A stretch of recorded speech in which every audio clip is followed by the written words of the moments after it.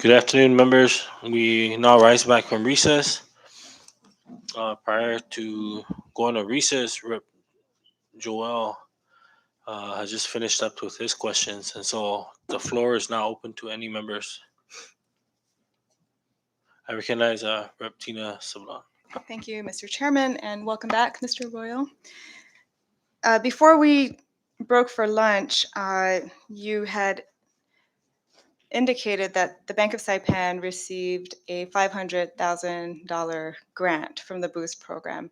And I think we're still trying to wrap our minds around that because it appears that this was the largest award to any entity in the Boost program and is, in fact, at the $500,000 cap, right, in the Nai Anamu bucket. Although now we know that there were no hard and fast caps, as you put it, or hard and fast guidelines for that matter on the Boost program.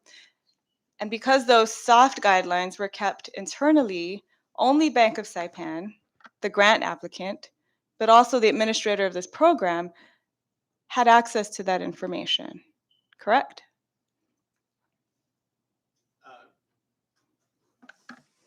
Yes, because it wasn't relayed to the public.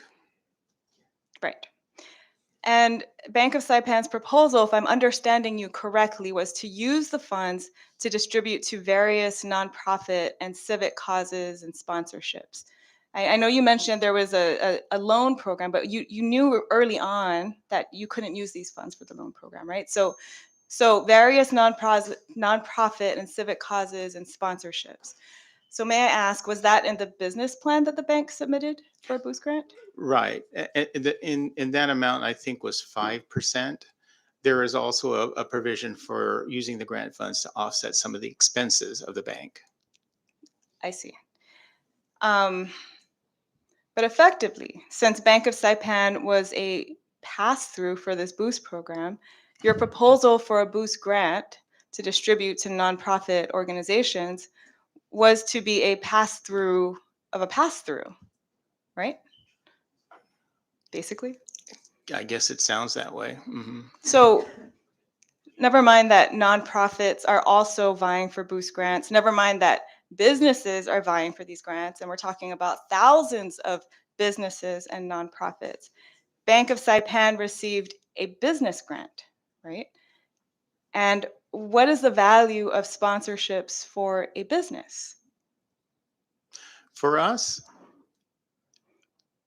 well, we're kind of required basically to reinvest back into the community.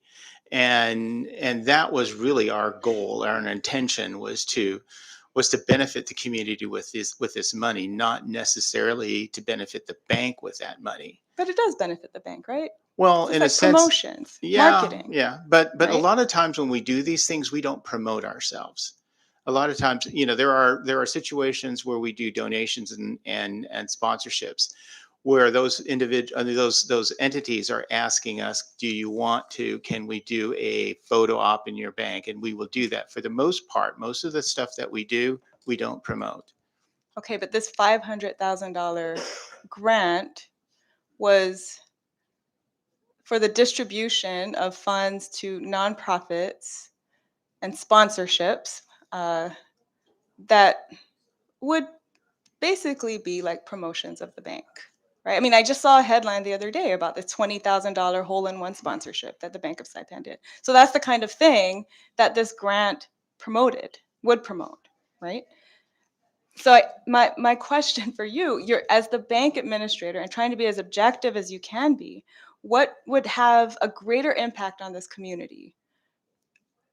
A bunch of 10 to 20,000 grants to 30 to 50 businesses, or this one $500,000 grant to a bank to give out to nonprofits?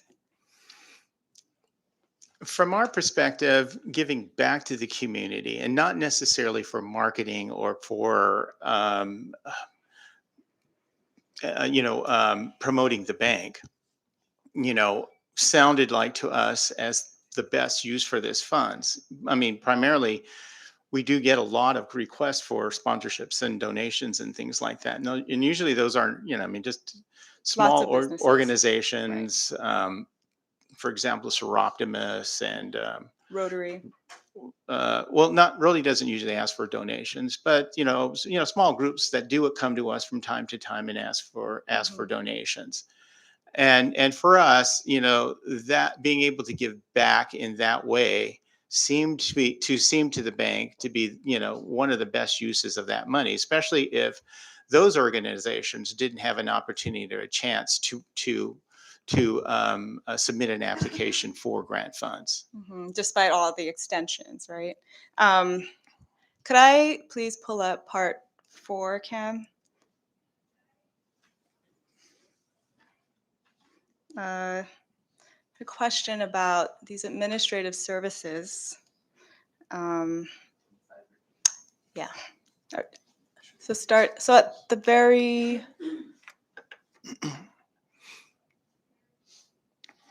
sorry, could you scroll up a little bit more? No, down. Okay. What page is this? Yeah, go down to 25, bottom of 25. Okay. So scroll down a little bit more, please.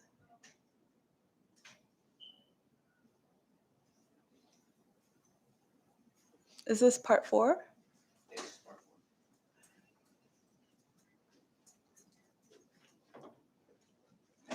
Oh, here we go. It's further down. Okay.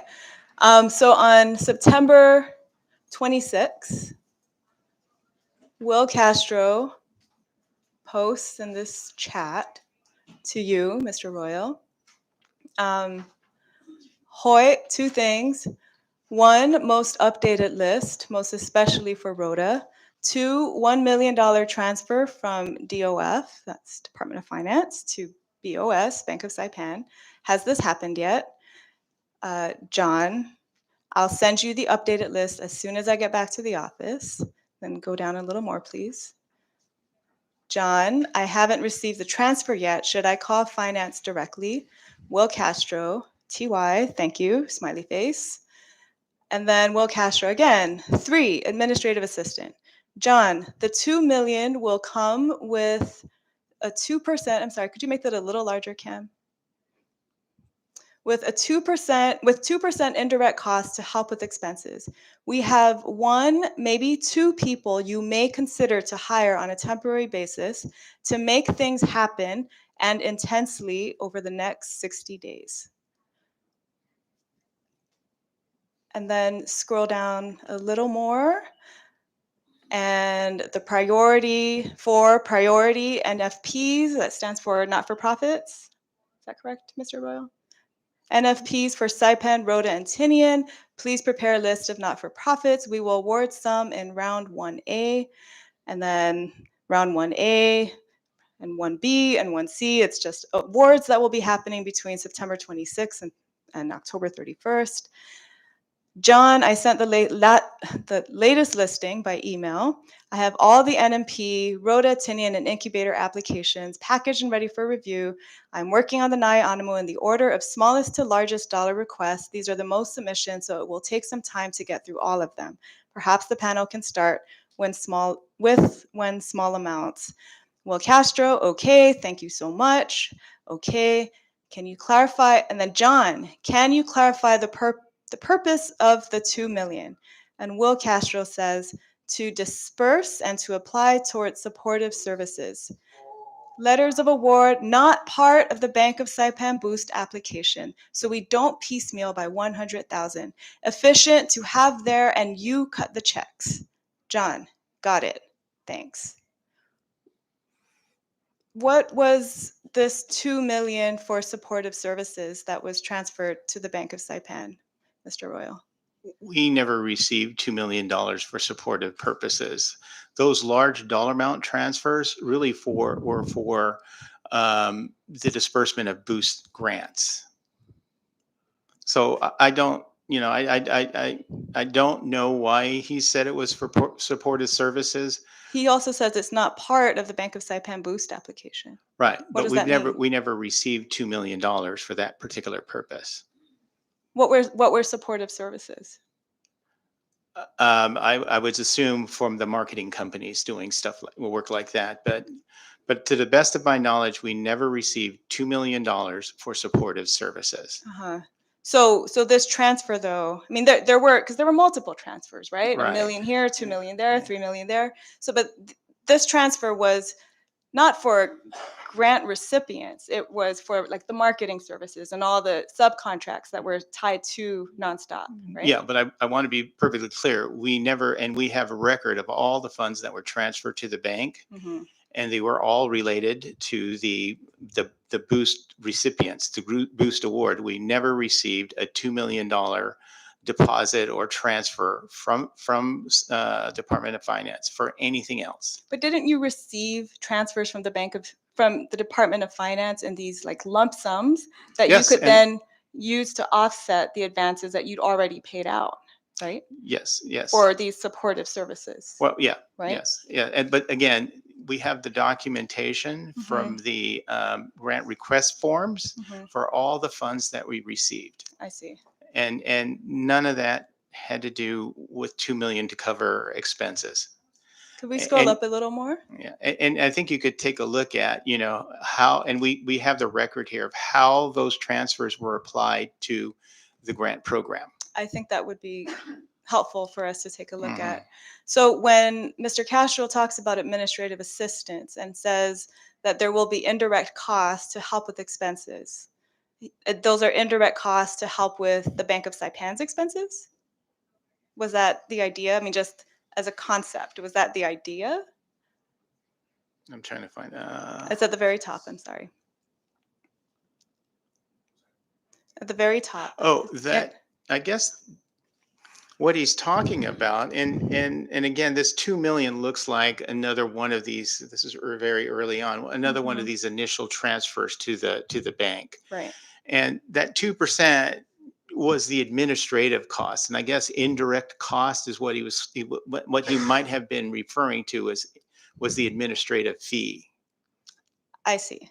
And then when he goes on to say, we have one, maybe two people you may consider to hire on a temporary basis. Did he, did you hire these people? No, we did not. Did he give you the names of people that you He may gave the have name wanted of to one consider? individual, Uh-huh. but we did not hire that person. And then when he said to make things happen and intensely over the next 60 days, why was it so important and urgent to make things happen intensely over the next 60 days from September 26, 2022? I couldn't answer that question. Were you aware that there was an election happening over the next 60 days? Yes, but I didn't put the two together. It was just that there were a number of grants being approved, and we wanted to respond to a lot of the applicants who were calling and questioning, asking questions of what is the status of a branch of our application. So that was what I got as happening intensely over the next 60 days. I see. Were you aware at this time that Mr. Castro was the campaign manager for the I governor's was. reelection? Hmm. Now, going back to a statement that you made the other day, but now we're qualifying that statement, right? Uh, about instances where Mr. Castro has asked you to do things that may have been inconsistent or unusual um, with respect to your normal processes as a bank administrator for this program. On occasion, Mr. Castro has been seen in these communications drafting letters for you to sign. For example, Cam, could we please bring up the letter regarding Shane Villanueva?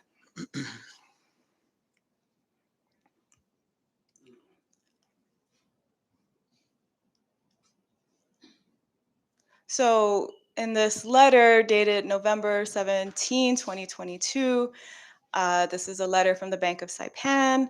Dear Governor Ralph de Guerrero Torres, thank you for contacting me to confirm if Mr. Shane Villanueva ever received a boost award. And as of the date of your inquiry, Tuesday, November 15, 2022, there's no written or electronic record of a boost application in full or in part submitted by Mr. Shane Villanueva.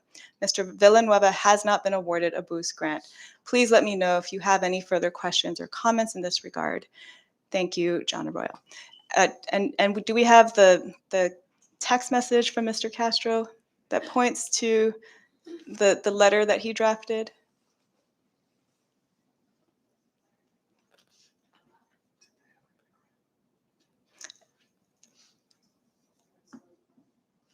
Well, while we look for that, oh, here, okay.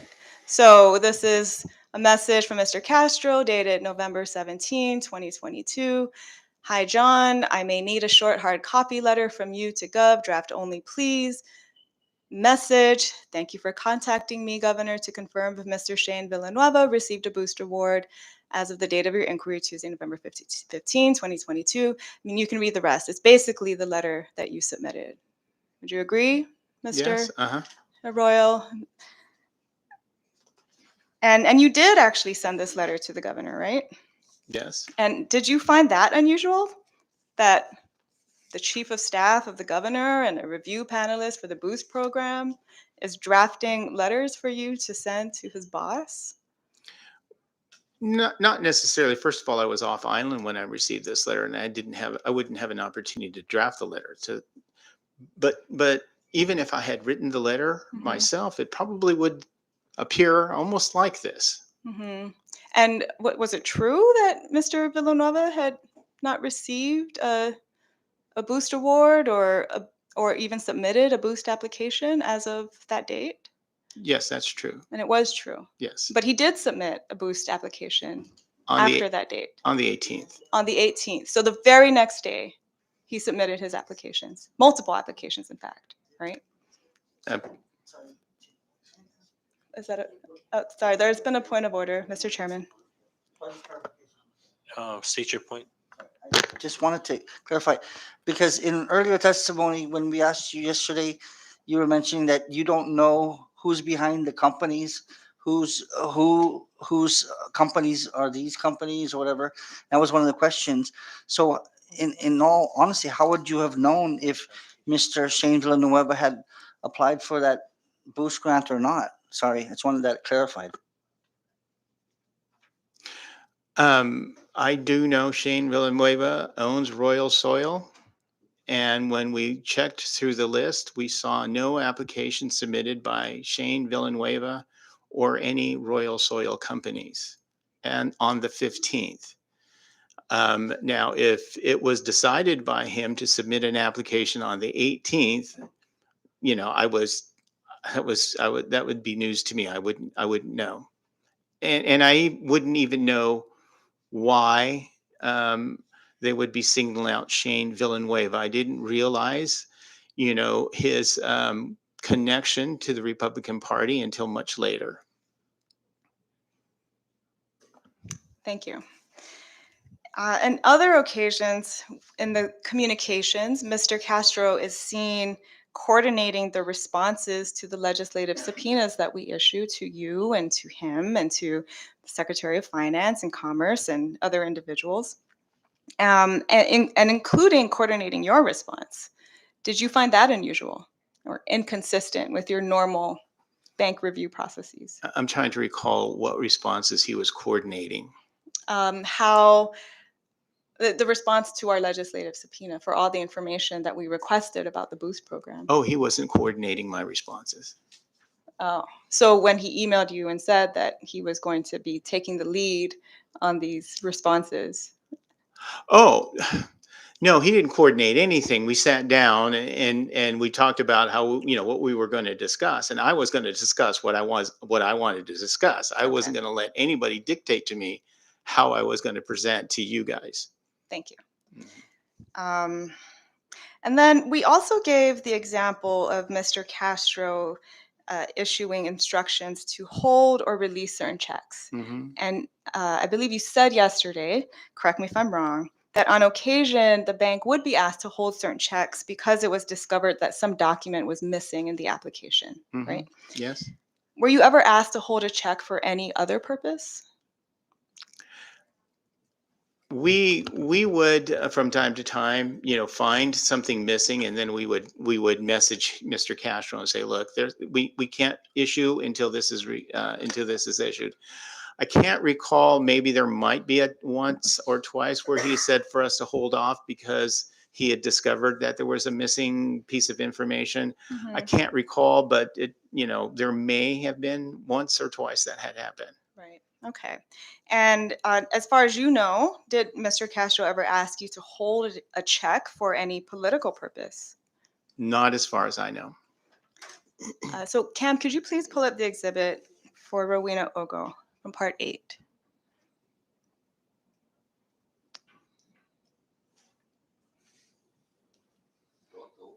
Mhm.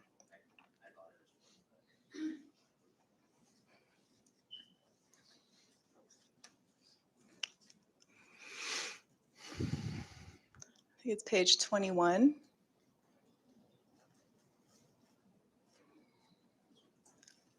Uh, yeah. And actually, could you just scroll up a little bit more?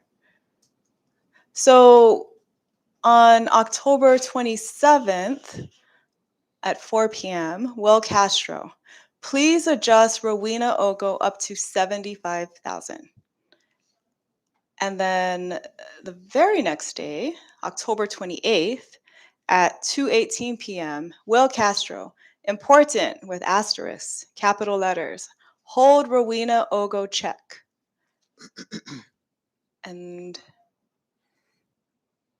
there's no response to that request, unless it's the one that comes after that. John will do.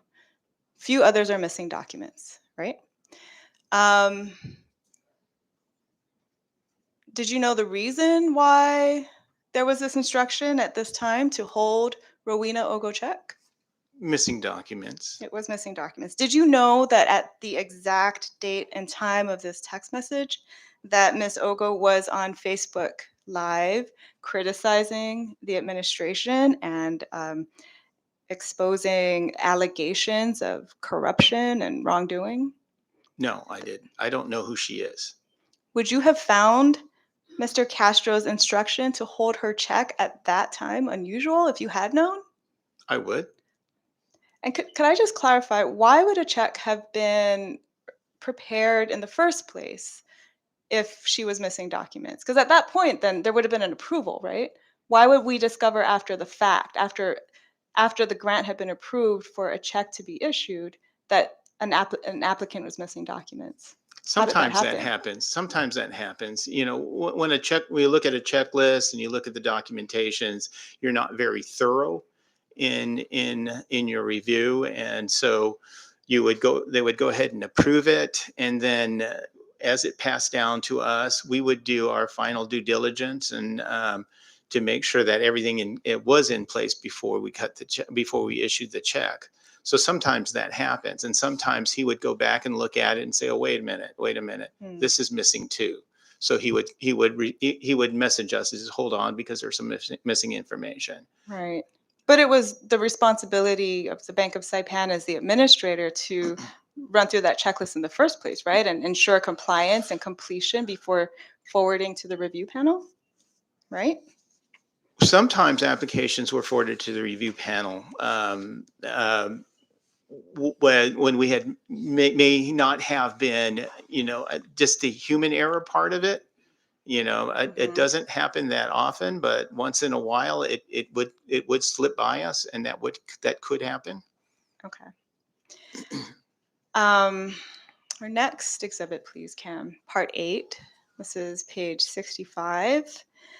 Text messages between Miss Gina De Leon Guerrero from Bank of Saipan and Mr. Will Castro. Um, it's regarding Avery. Okay. So there, Miss Gina De Leon Guerrero at 2:08 p.m. 14:08. All right. Gina De Leon Guerrero. Avery Corporation is here at the bank. Will Castro. Thank you. Will Castro. Avery is Puerto Rico. Gina. Yes. Will Castro. Release, please. Gina. Okay. Recipient reviewing notice of award. Will Castro. Thank you and great job. Gina. Thumbs up. And then scroll down a little bit more. And Mr. Castro says Avery had an extraordinary request. Mr. Arroyo, why would the bank need Mr. Castro's approval to release Avery Corporation's check, or anybody's check for that matter? I don't know the situation with this Avery Corporation, so I couldn't respond to that. Do you know what the extraordinary request was that Avery had? I don't know anything about this Avery transaction. Does it seem at least unusual to you that a review panelist would be asking the bank to accommodate extraordinary requests? By looking at this at face value, I would assume Avery was a grant applicant, Yes. and his extraordinary request was something extraordinary in his business plan. Again, I don't know anything about Avery Were there other Corporation. extraordinary requests like that? Oh yes, he's mentioned a lot of extraordinary requests. You know, there's the situation with the this farming this family doing farming in Rhoda. A number of them were extraordinary, and they were not necessarily big operations, but they were doing extraordinary things. How do you define extraordinary then? Something out of the ordinary, something kind of new for the community, something using natural resources that is unique, or at least profiting off of produce being grown. And So you're saying like the business proposal was extraordinary in some way, that's what I would consider you would if I think. read something and I saw that. I not would like think, an urgent request to release my check today. oh no, I wouldn't assume that in this particular. Again, I I don't see. know who Okay. Avery is. I don't know what their application is.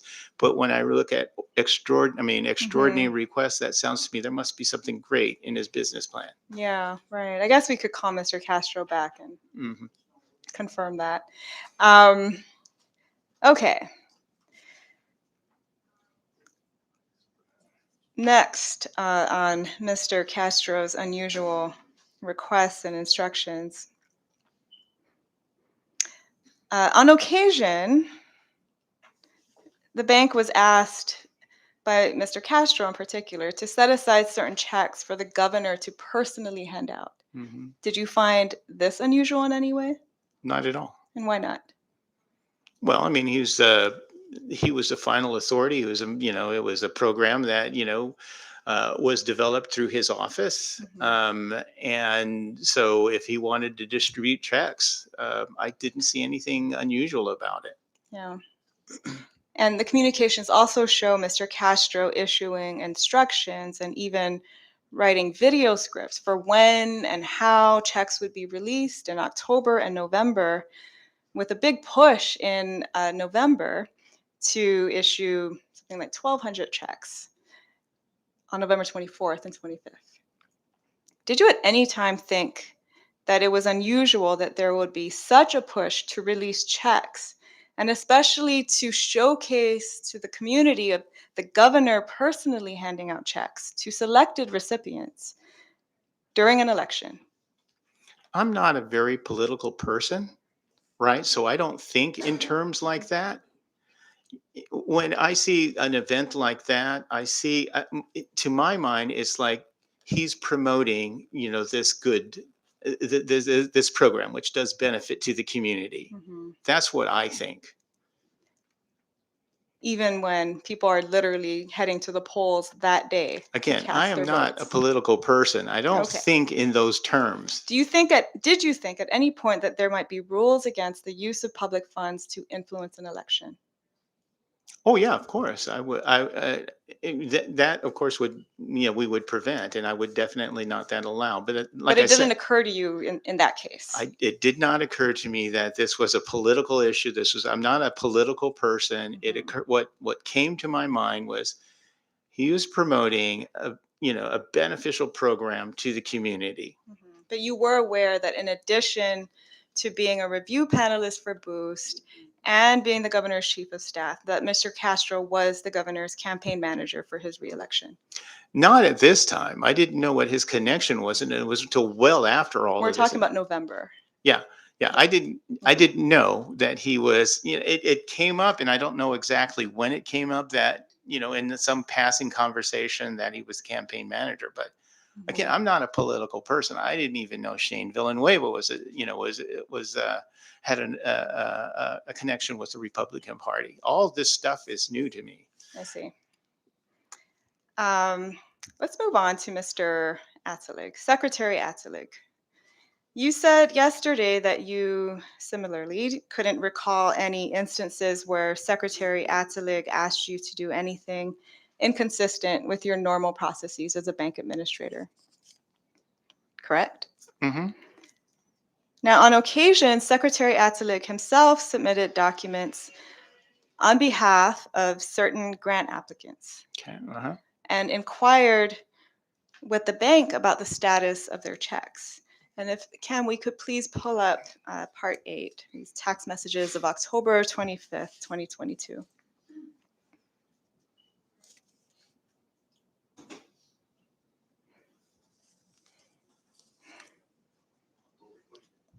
Yes.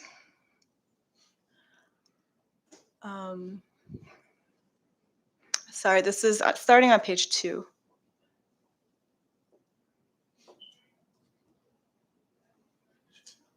Okay.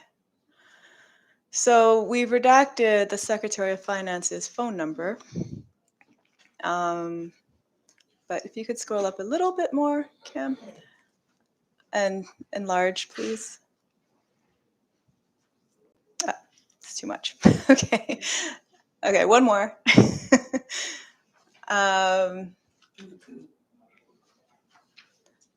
Okay, I think that's better. All right, October 25th, text message from the Secretary of Finance uploading Saipan Surf Company letter. And then he asks, can you update the request from Saipan Surf Company? See above. Thanks. John, will do. And then there's another request to release another $2 million if we distribute the full amount of the recently approved Saipan applications. Okay, scroll down a little bit more. To the, keep going. We're looking for Trove.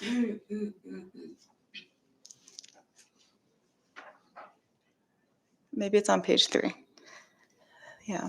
Okay, and then on page 3, Secretary of Finance again, October 30th, uploading Trove business license, as well as tax clearance, as well as Saipan expansion financials, and the Trove Saipan narrative. Could you highlight that, please?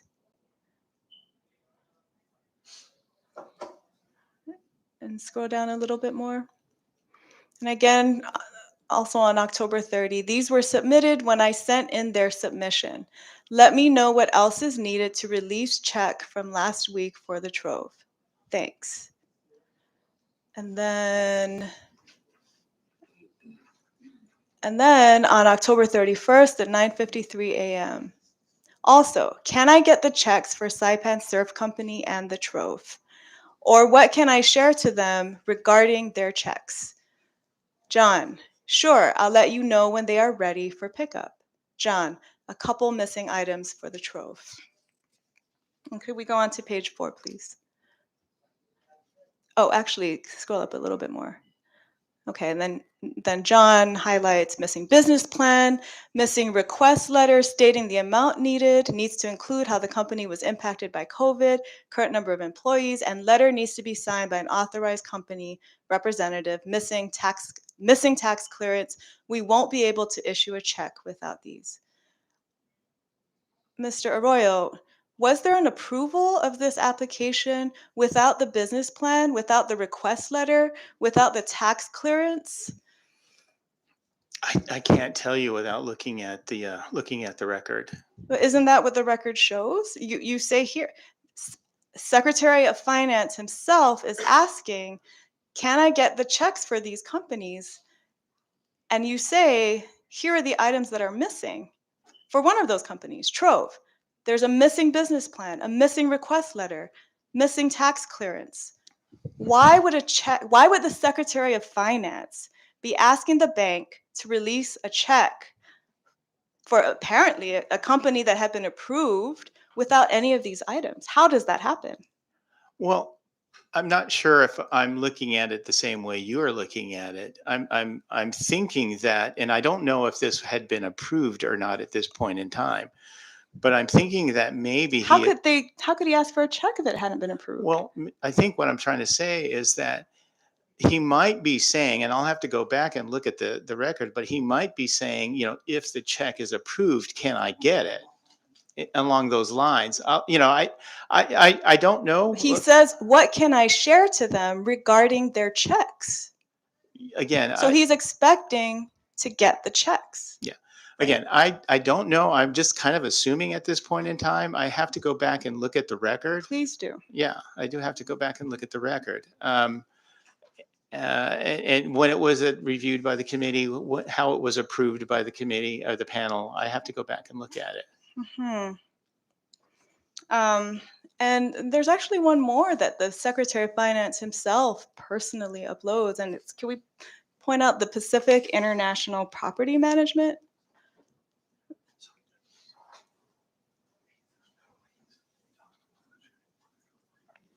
I believe it's on page 4. Could you highlight that? There we go. Okay.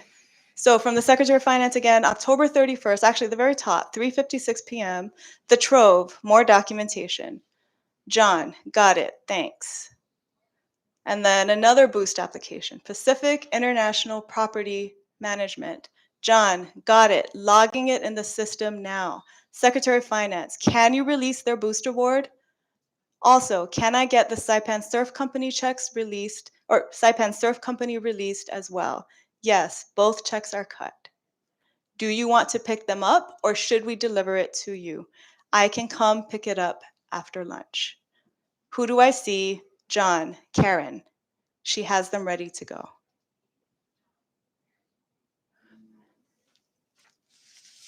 Mr. Arroyo, do you find any of these requests from the Secretary of Finance unusual in any way?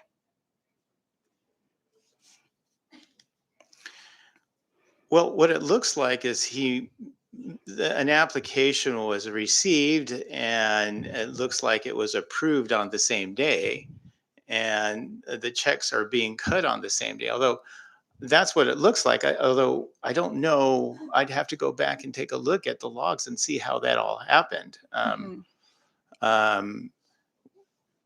I don't recall ever seeing a situation where an application was reviewed and approved without an application actually being on file. And if that had happened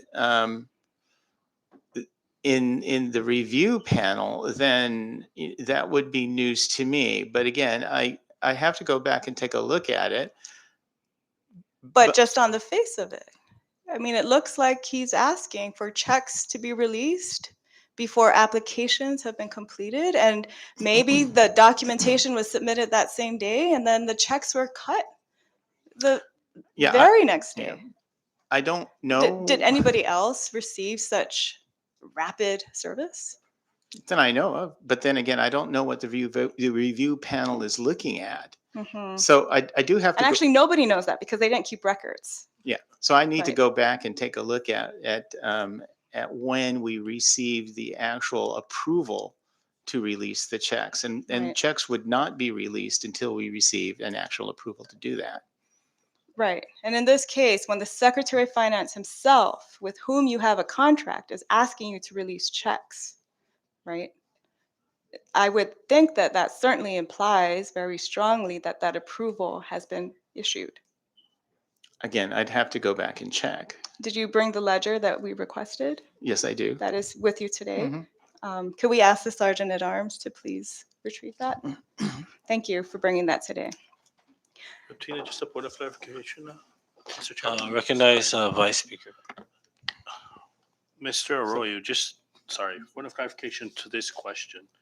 The Secretary of Finance is asking you about certain boost applicants and their checks. How is it that you're releasing the checks to the Secretary of Finance when he himself is not the applicant for these checks that are being awarded to the companies? I'm sorry. Or the businesses? Can you say that again? How is it that you would be releasing the check to the Secretary of Finance that's not the awardee of these specific checks. Kind of similar along the lines of the governor. I mean, they were all part of this program, and if for some reason they wanted to deliver the checks themselves, I didn't really see an issue with that. I can see the governor because it's his program under his office. But he's specifically asking for these specific companies or businesses. Yeah. But yet at the same time, he's asking to pick up the checks, or you're asking if you should deliver the checks to him. That's I don't know. If I took out a loan from Bank of Saipan and my brother asks if he can pick up the check, that's obviously not going to happen. Right. We're in the same household. Yeah, but because he was the Secretary of Finance, this program was basically, through his office and the governor's office. Again, I don't know who these individual applicants are. I don't know if there's any kind of special relationship with them. But what I was thinking about was, as long as what he's trying to do, or maybe what he wants to do, is just kind of promote the program to these individuals. Again, I'm not a political person, and so when people do these sort of things to me, I'm a business person. I'm thinking they're promoting, they're marketing, they're doing things like that. I'm not saying that you're a political person, and I don't even know who these businesses are on these communications between you and the Secretary of Finance. But out of the 4,000, why the two?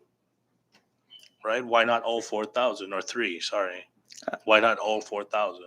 I can't tell you. And it just doesn't make sense that like I said, I can understand giving it to the governor because it's his program that he's promoting, but the Secretary of Finance is not the governor, but yet to allow him to pick up specific checks to these businesses, that doesn't make sense to me. I didn't see him as somebody who was not responsible. Oh, okay, all right. I'll yield right now. Thank you. I recognize co-chair. Thank you, Chair. Mr. Arroyo, are you aware that the company, the Trove, belongs to the sister of the Secretary of Finance, I am not. Miss Carlene Mitchell? I am not. Does that name sound familiar? Not at all. Are you aware that the surf company mentioned there belongs to the Secretary of Finance's son-in-law? I am not. If you were aware, do you think that that would be the reason that the Secretary of Finance wants to pick these up because they belong to his immediate family? Yes, that would have made a difference in my decision. And would you have still released it to the Secretary of Finance knowing he's not the authorized representative of those companies? Again, not knowing who these people are, my thinking was he was doing this as a way to promote and market the program, and that he would ensure that the proper information that was required, articles of incorporation, board resolutions, would be he would collect that and make sure that those people are authorized to actually receive the check. For me, because he was involved in the program, was kind of an extension of the program. So if he wanted to take a check and deliver it to somebody because he was an extension of the program, then he was acting in that capacity. That's the way I saw it. Okay, Mr. thank Chairman- you. Mr. Chairman, I'll point of yield for now. I have clarification. one more. Yeah. Oh, yeah.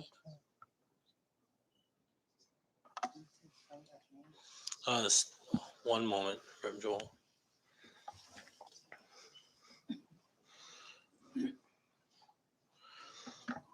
State your point. Mr. Arroyo, Before releasing the checks to the Secretary of Finance or the governor, whoever you release the checks to, did they sign the final documents before the check was handed to them? Did they come in and physically sign any of the documents before the checks were handed to whoever you handed it to, SOF or the governor? You mean sign in what way? Wouldn't there be some documents that the lender would have to go there and physically perform or sign off of the document to take the check? Just like a normal loan process to release the check. Yeah, there's a notice of award that they would have the awardee would have to sign. Did they? The question is, did they come in and physically sign that prior to handing the check? Are you talking about the awardee or the? The awardee. Yes, they have to sign the award. You're asking if they physically came in? Yes, The ones that because through the transcripts, it seems as if like the company doesn't even know that they are about to receive the check. So how would they know to come in and sign off to receive the check? for these two that you're talking about, no, we did not release the checks to the secretary. The, the owners came in and signed the awardees. Can you please, Mr. Chairman? Let the record reflect that Ms. Karen Callan replied to Representative Joel saying that these checks were not released to the Secretary of Finance, and they were in fact released to the owners.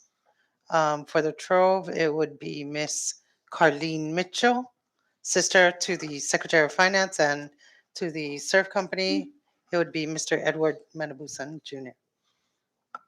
Thank you, Mr. Chairman. Thank you.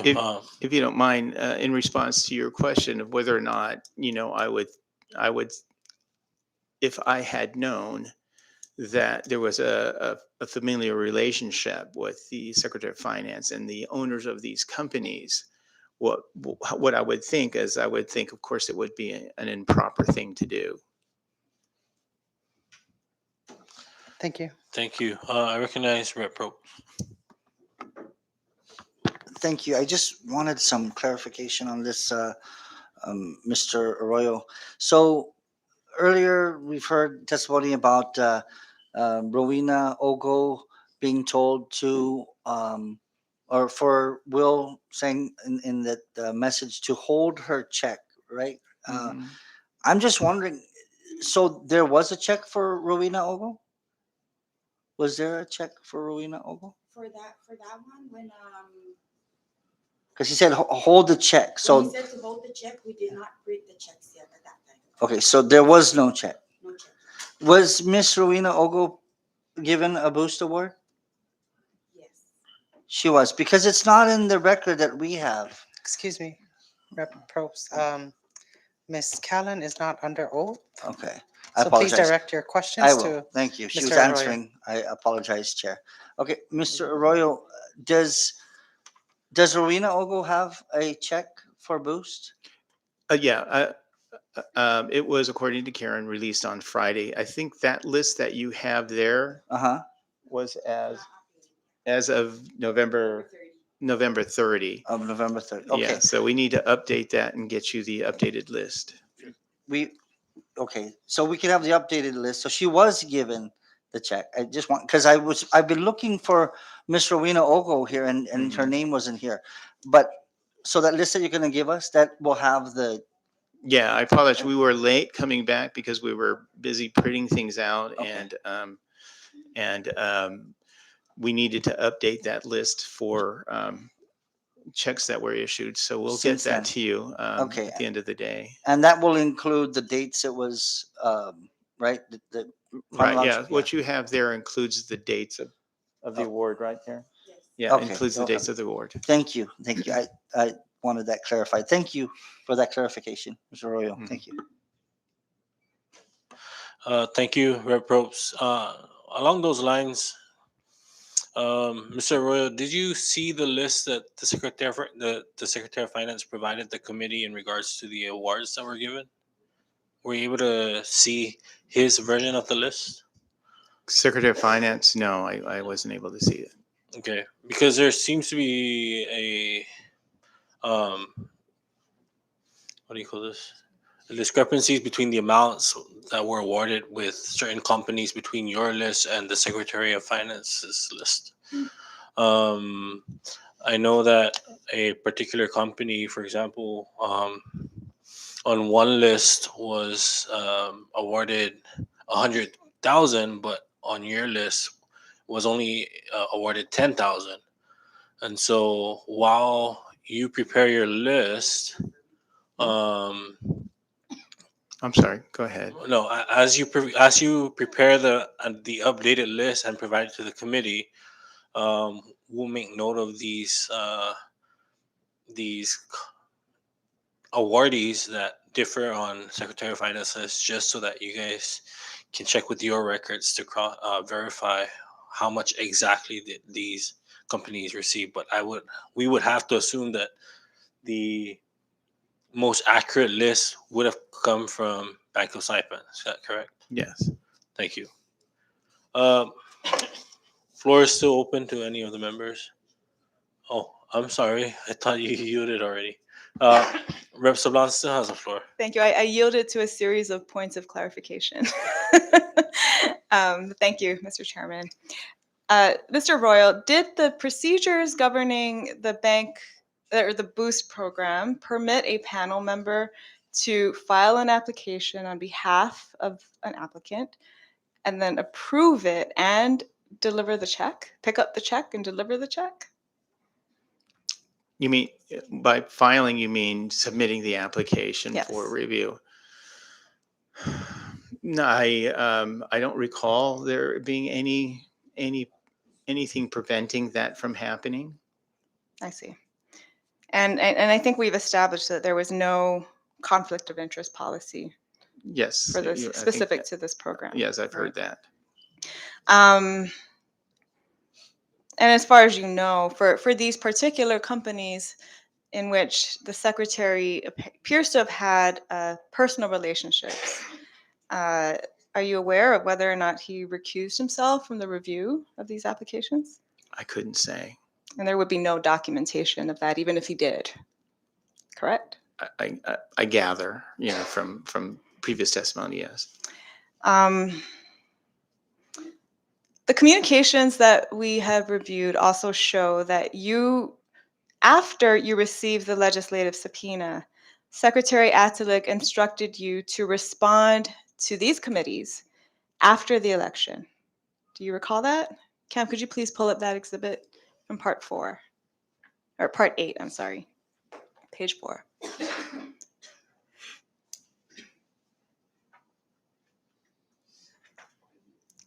Part 8, page 4. Text message from the Secretary of Finance. It's at the bottom, actually. So he uploads what appears to be a letter regarding the Boost program at 4:12 p.m. on November 18, 2022. And then, keep going. Then at 4:15, he says, Secretary of Finance, no response needed. We will provide listing after the runoff election. 4:25 p.m. John, so you want us not to respond to them until then? 4:25 p.m. You will respond, this is from the Secretary of Finance, you will respond to me and not directly to the legislature. You have a contract with me and not them. John, yes. When do you want the reports? Secretary of Finance, Wednesday at 4 p.m. LOL. Laughing out loud. John, laughing emoji. We're getting the reports ready and we'll send them to you when you ask for them. Secretary of Finance, thanks. Did you find that instruction unusual, Mr. Arroyo? Well, they To were, wait until after the election to respond to us? I guess maybe I did a little bit, but he was just asking us to submit backup or documentation for, I guess, his response to you. But not just that, asking you to wait until Yeah. after the runoff Yeah. election. So yeah, I did find that a little bit unusual. Did you find that political? I would say yes, it does. It does seem political to me. You posted a laughing emoji. Did you find Yes. that funny? Well, no, I was just responding to his LOL. Not that I found it funny. I was just responding to his LOL. Mhm. And why do you think he instructed you to respond to us after the election?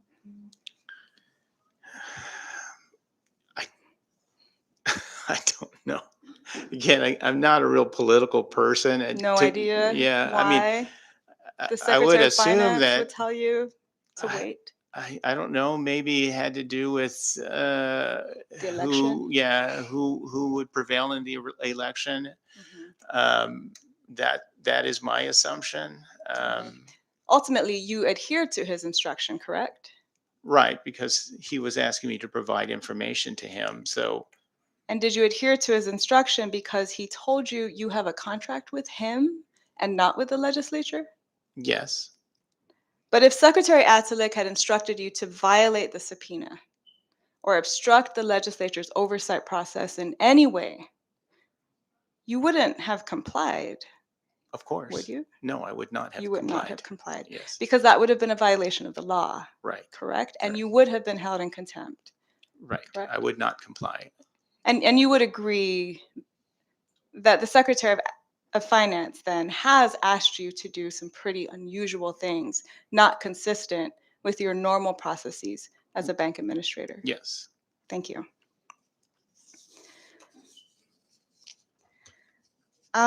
Moving on to the Bank of Saipan's application for a boost grant. Could we please pull up that exhibit, Cam?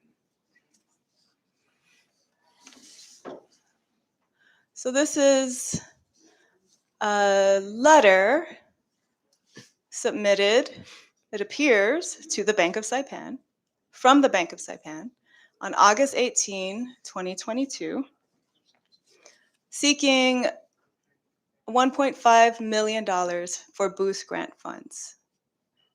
Do you recognize this, Mr. Royal? Yes. Uh-huh. Did you review this before it was submitted? Yes, I did. Did you at any time think that it might be a conflict of interest to be administering this program and applying for money at the same time?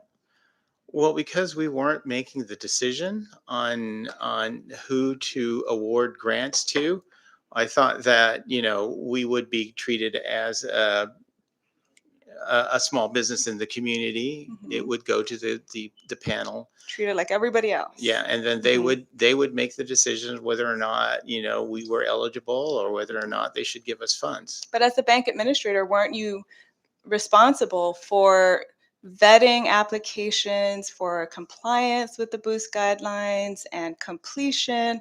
And also you would have a say in the order in which the review panel would receive applications, right?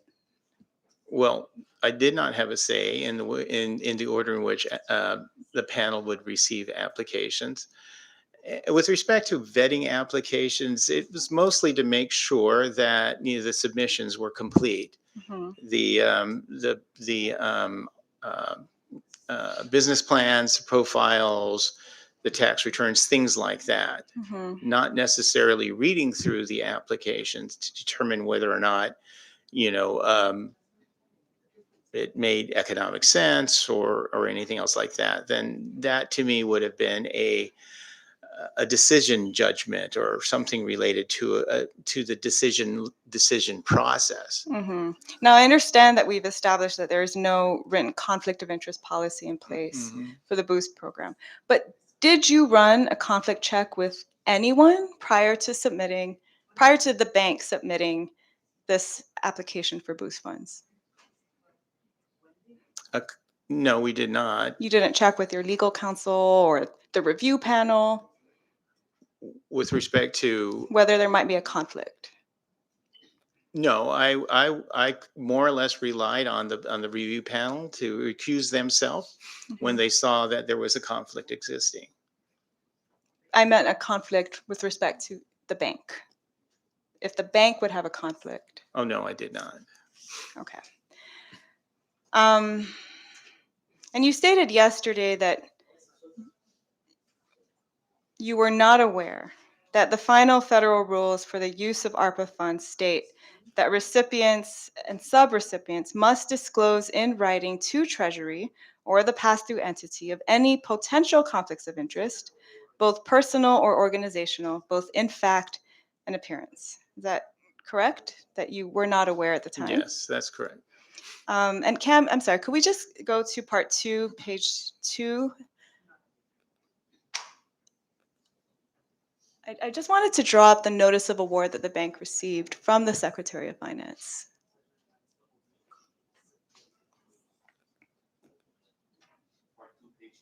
Part 2, page 2. So this was the initial subaward, right? The $11 million American Rescue Plan Act. So from Secretary of Finance to yourself, Mr. Royal, and just scroll up a little bit more. I think it's in the third paragraph. Third paragraph, Cam. Overall, just highlight the overall, please. Bank of Saipan will be permitted to utilize these funds to attain its goals, ensuring compliance with U.S. Treasury's rules and guidelines found in the Act and the final rule.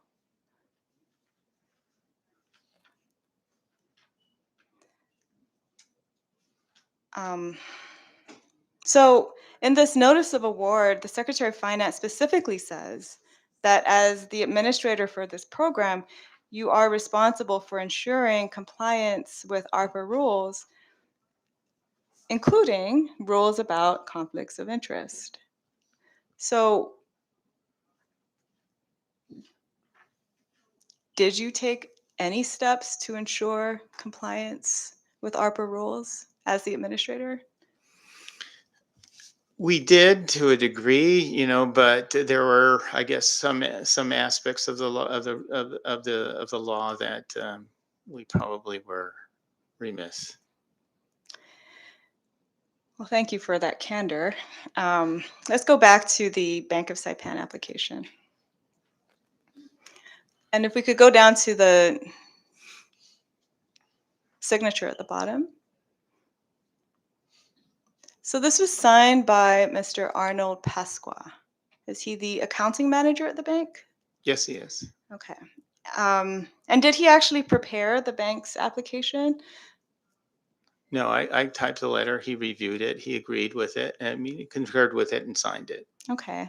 Did he prepare the business plan and the profile, business license, the certificate of existence, the tax clearance, all of those requirements for a business grant? No, I did that. Okay. And then you gave it to him? Right. And then he signed it? Yes. And then who did he submit it to? I guess it went to the staff to log in. Which staff? It would be Karen Kalin. Okay. And who at the Bank of Saipan reviewed and vetted the Bank of Saipan's grant application for completion and compliance? It would be them as well. But my thinking here is that, because the panel knew that it was coming from the Bank of Saipan, that they would be the final vetting of the application to make sure that, that what we had submitted was complete and correct. But going back to this process, so Karen Callan vetted the Bank of Saipan's grant application, and then who at the Bank of Saipan forwarded the Bank of Saipan's grant application to the review panel?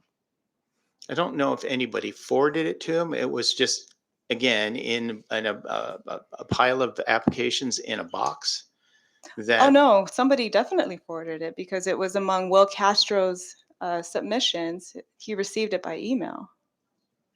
Email. It was included in the submissions that he provided us.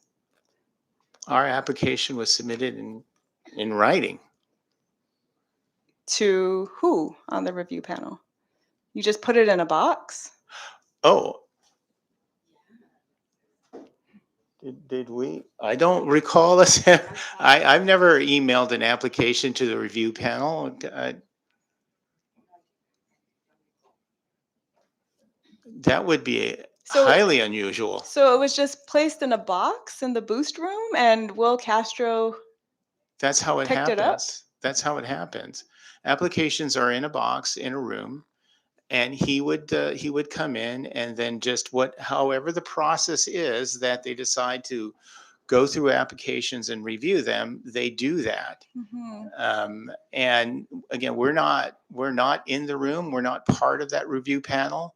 So I don't know how the applications are reviewed and in what order they are reviewed. Yeah, it doesn't seem that there was any rhyme or reason. Sometimes he just randomly picked them up. Sometimes it was based on the list, but That's but what that's what happened. So somebody from the bank walked over to the boost room and put the Bank of Saipan's application in a box and then waited for somebody on the review panel to take a look. yes. Wow. Did you have any conversations with anybody on the review panel about the Bank of Saipan's application? Not at all. They just decided on their own to award the bank twice. Yeah, I wasn't even expecting the second award.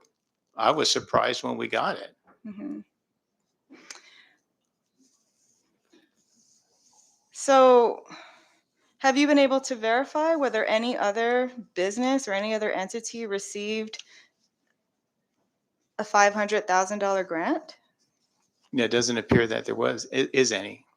So the Bank of Saipan received the largest grant of any entity in this boost program. Mhm. So who at the Bank of Saipan issued the notice of award to the Bank of Saipan? It would come from Karen Kalin. And Karen would send that notice to whom? Who signed it? I can't remember if it was you or Arnold. I can't remember. It would probably be Arnold because I don't recall signing it. Mhm. Okay. So Arnold picked up the check and then did what with it? Probably just deposited into one of our accounts. Okay. And earlier you were responding to Vice Speaker Attaw's question about compliance, grant compliance. Who at the Bank of Saipan is now responsible for managing this grant award? Our grant award. Yes, the $500,000 grant award. I suppose maybe in probably Mr. Arnold Pasquale. You suppose? Well, I mean, he's the accountant, so he manages all the bank funds. Okay. But you're not sure. Why, I'm sure he manages all the bank funds. Okay, so he would be responsible for managing this grant award. Yes. Okay. Mr. Chairman, point of order or a point of clarification. State your point. Apologies. No problem. Mr. Arroyo, can you please, does Bank of Saipan have a board of directors? Yes, we do. Can you please name them all? Our board chair is Joe Ajuju. Our vice chair is Fabian Garces. Our treasurer is Paul Leon Guerrero. And George Chu is a board member. And Charles Cepeda is a board member. Mr. Charles Cepeda also, okay. And did you receive the blessing of the board so that you guys can apply for the boost, regardless of the potential setbacks that it may cause the bank in the future? I did receive the authorization from the board to apply for a boost grant. From the board. Yes. Can you submit that to the committee, please? Um, Authorization from the board, Bank of Saipan Board of Directors to apply for the boost. the board resolution.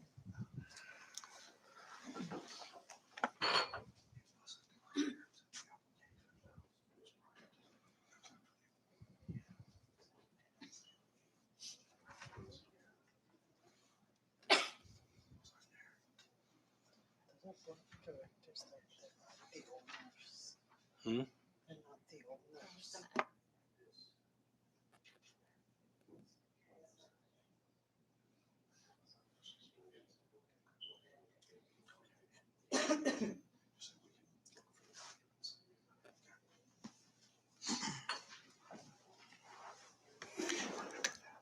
Okay, yeah, we can look to see if we can find the documents. Most likely they would be in the board minutes.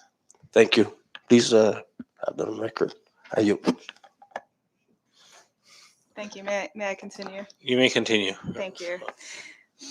Okay, so Mr. Arnold Pasqua from the Bank of Saipan is responsible for managing this grant award. Would he be responsible for tracking expenditures and keeping receipts for how the Bank of Saipan is spending this money?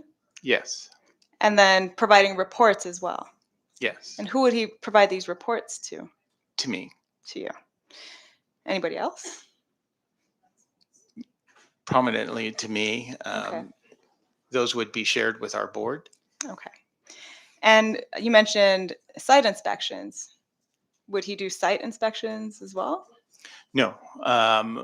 With regard to that, I would talk to the Secretary of Finance to see if somebody else could do that. So we wouldn't do our own site inspections. And why would that be? Again, because it would be unusual for us to do our own inspection and provide that information back to ourselves. Because there could be a conflict. Yes. Right. And you earlier acknowledged that there are also multiple Bank of Saipan employees who themselves had businesses that applied for and received boost grants, correct? I am aware of 3 staff members who had applied and I believe received boost grants. And who are those staff members? Well, actually, one of them is the husband of a staff member, Martin Okay. De Leon Guerrero. Mr. Pasquale, I believe, also received a boost grant, and Karen Kalin. Okay. And again, I understand there's no written conflict of interest, but were these employees who are involved in the vetting of boost applications asked to recuse themselves from reviewing and vetting their own applications? Did you do yours or did? No, I had Angela do it. Yeah, she had another staff member enter Mhm. that information. And on the Bank of Saipan's part, are there documented recusals when an employee is applying for a boost grant and choosing not to review? Well, I'd have to double check, but I do believe we have a conflict of interest policy So the for bank the bank. does. Yes. Okay. Yeah. That I'd would have make to double- sense. Pardon me? That would make sense. Yes. Yeah. And I guess knowing what you know today, do you think that there should have been a written conflict of interest policy in the boost program that applied to the bank and applied to the review panelists and others involved in the administration of this program? In hindsight, yeah, I guess so. But then again, for a lot of these things, sometimes it also makes sense for people to voluntarily say, and I do that all the time, that, I have a conflict of interest, so I'm going to bow out on this thing. Mhm. So In hindsight, do you think that the Bank of Saipan had a conflict of interest in applying for a grant for funds from a program that the Bank of Saipan was administering? on the application side, I really thought we would rely on the panel itself to make that decision. Mhm. And in hindsight, what do you think now? I still almost kind of believe that, the panel would be the stopgap, but I suppose maybe in hindsight, we probably never should have submitted the application. Yeah, the same panel that included members picking up and inquiring about checks for their own family members. Right. Again, I don't, But you know that now. I didn't know that then. Yes. Yeah. And I'm just curious, has anybody withdrawn their applications since these hearings started? Yes, we did have one. You did? Yes. Okay. Can you disclose which one? it was, trying to remember the name of the company. One second.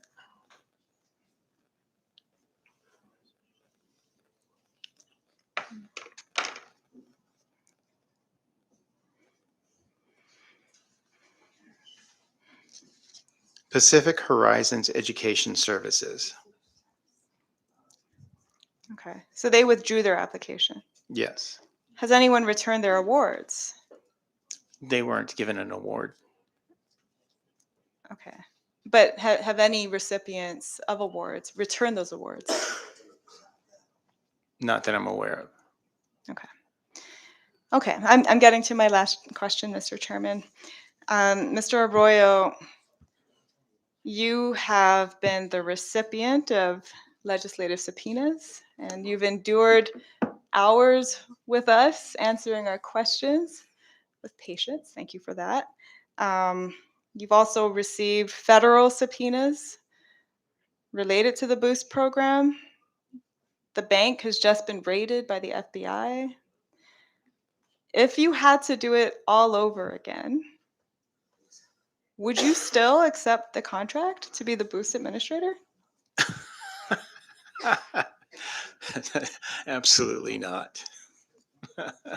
Thank you for the question, though. So the answer is no. No. And may I ask, is there anything that you would change With respect to, with respect to the administration of this program? If you could go back, I would definitely tighten it up a lot. in what way? Making sure that, I guess one of the things that we did, and was, I suppose in hindsight, something that we shouldn't have done was rely on the expertise of others, rely on the direction of others. Um, I guess I was doing that because these individuals were so closely tied to the program, and they were more subject matter experts than I was, and that they would as we were putting together the program, they would guide it in a way that it would be more compliant. Um, One of the other things that I guess that I probably would have changed is when we changed the program from a loan program, and that was actually very strict, to a grant program. And we were discussing, whether or not we wanted to keep those same controls in the grant program. The loan program and the grant program. It was decided, that we should make this as easy as possible for individuals to apply. As painless as possible for them to apply. The idea was thinking about, there are business owners, who know how to do a craft, but they not necessarily have the business acumen. And when you start talking about providing financial statements, articles of corporations, all those things, they may not understand what all those things were. And so they would shy away from submitting an application because there were so many things that they needed to submit that didn't make sense to them. So the idea was, so for these, cottage type industries and individuals who English was a second language, making it easier for them to apply it was more beneficial in that way. But again, it could have been much tighter than it actually turned out to, and that was the direction I was going in, is to make it easy so that even the smallest business owner, a sole proprietor who was fishing for a business and didn't understand accounting, didn't understand planning, didn't understand finance, but they said, I need money so I can go catch fish. Mm-hmm. That was the onus for making it so easy. But it was done it was so easy that you had 4,000 people apply, right? Yes, yes. But that was so easy at the expense of accountability for these Right, funds. yeah. Hmm. You would agree with that? Yes. Thank you. And that's why I said I would tighten it up a lot, Or just not do it or just again. not do it, yes. Thank you. I yield, Mr. Chairman. Thank you, Representative Button. I recognize the co-chair. Thank you, Chairman Donald. I just have a few clarifying questions based on what you have testified previously to.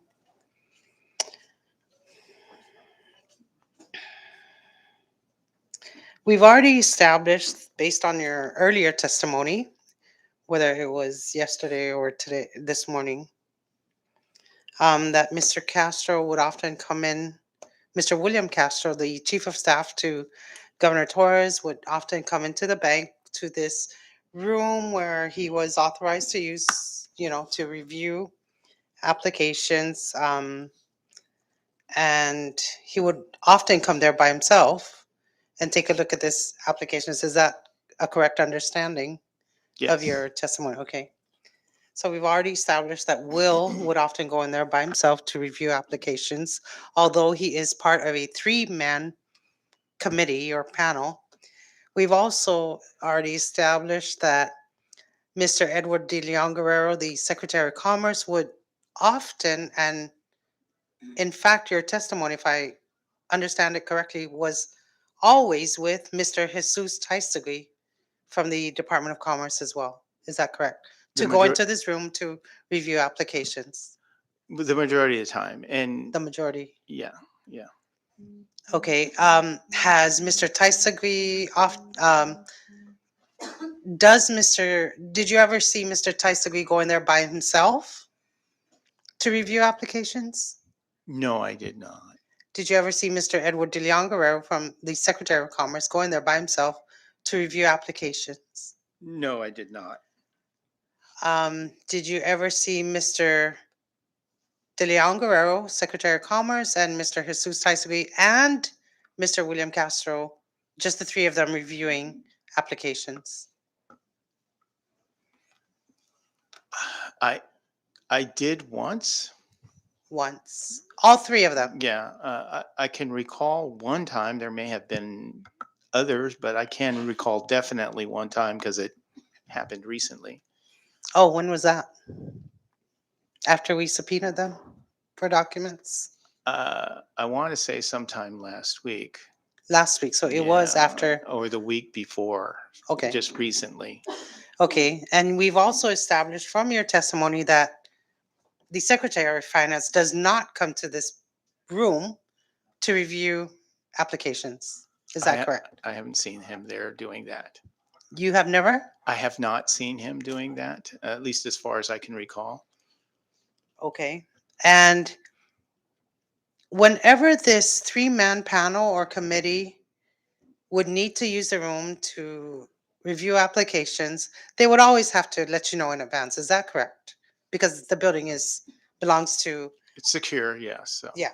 And of course, non-bank employees are not allowed in the bank area where sensitive information Hmm. could be obtained. Is that correct? Yeah. Have you ever seen Mr. William Castro, Mr. Edward De Leon Guerrero, Mr. Jesus Taisagui, and Secretary of Finance, Mr. David Atalik, at a single sitting reviewing applications? Not that I can recall. So it seems to this committee, at least, that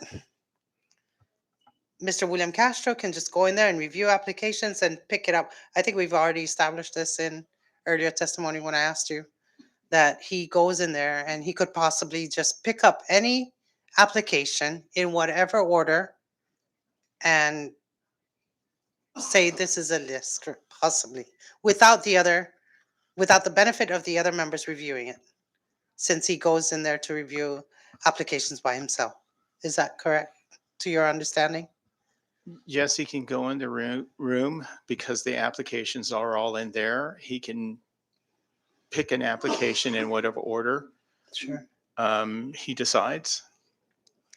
And we've already established in your earlier testimony as well that Mr. William Castro was not only a member of this panel, he was pretty much dictating or um, giving instructions to you, and at times in concurrence or in with the approval of the Secretary of Finance as well, at least in terms of the financial aspect of the program.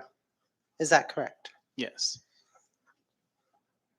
Is it possible, Mr. Arroyo, that in hindsight, when you think about all that has transpired, is it possible that Mr. Castro was using you or the Bank of Saipan for purposes other than the Boost program?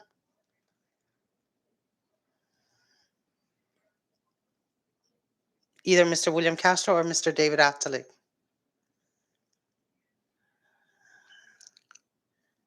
Hmm.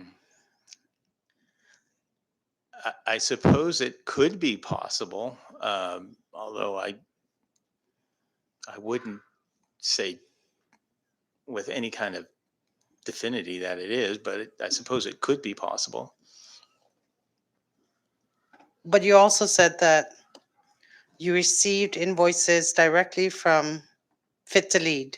You were Yes. starting to, and when you asked why Yes, I these understand what you're saying. invoices Yeah. are coming to Mhm. Bank of Saipan, it was David Atelig who said to go ahead and pay those. Is that correct? Yes.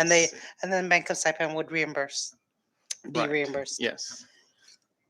So again, I ask you, in hindsight, could Mr. Castro and or Mr. David Atelig could possibly be using the Bank of Saipan institution for purposes other than the Boost program? With respect to that fit, yes, I agree. Could they have been using the Bank of Saipan institution as a political machine in hindsight? We've seen the list of the approved Hmm. awardees, many of them, in fact, we know, and I know you mentioned this, that you're apolitical, but we know for a fact many of these names here, Saipan, Tinian, and Rhoda, were in fact, the majority of them were in fact supporters of Governor Torres. And one of his supporters, in fact, was one of the higher end awards, $250,000, with an additional 50,000 for a total of 300,000 that we can see from the records you have provided thus far. So could the Bank of Saipan have possibly been used as a political machine? Looking at how this program was executed, what do you say to that? First of all, my hope and my wish was always that this was a fair and equitable program that was going to help the community and expand the economic development of the island. That was my hope. And we now know it was only to help the Republican community. Well, what you just revealed to me, I did not know. I don't know who people are on understand. island. I don't know their political affiliation. So I couldn't tell if you put a list in front of me who is who and who they support. Or But who for they're me, related to, or exactly. But for I me, it understand. was my hope and our desire, and this is the reason why we got involved in it, so that we could do what we can do to support the community, the small businesses, and the economic development of the island. Thank you. Cam, you have access to the Wi-Fi for the screen? Can you please go to the Boost website? One of the one of the criteria that would determine a company ineligible to receive Boost, and I will list them, include gaming establishments. Go to the part where it says who is eligible to receive Boost. I think it's further down. Yeah. So the criteria on the bottom there, the last sentence there. Is the Bank of Saipan a gaming institution? No, we are not. They're not. Is it a casino? No, we are not. Is it an adult entertainment establishment? No, we are not. I hope not. Is the Bank of Saipan involved in the cannabis business where it derives 50% of their gross income per year? No, we are not. Okay, so one of the other eligibility requirements is that it's for small businesses. So one of the eligibility would be to have 250 or less employees. Does the Bank of Saipan have a minimum of 250 employees We do, throughout the islands? we do not. Okay. And does the Bank of Saipan generate a maximum of 10 million in average annual receipts? We do not. Okay, thank you. Let me move on.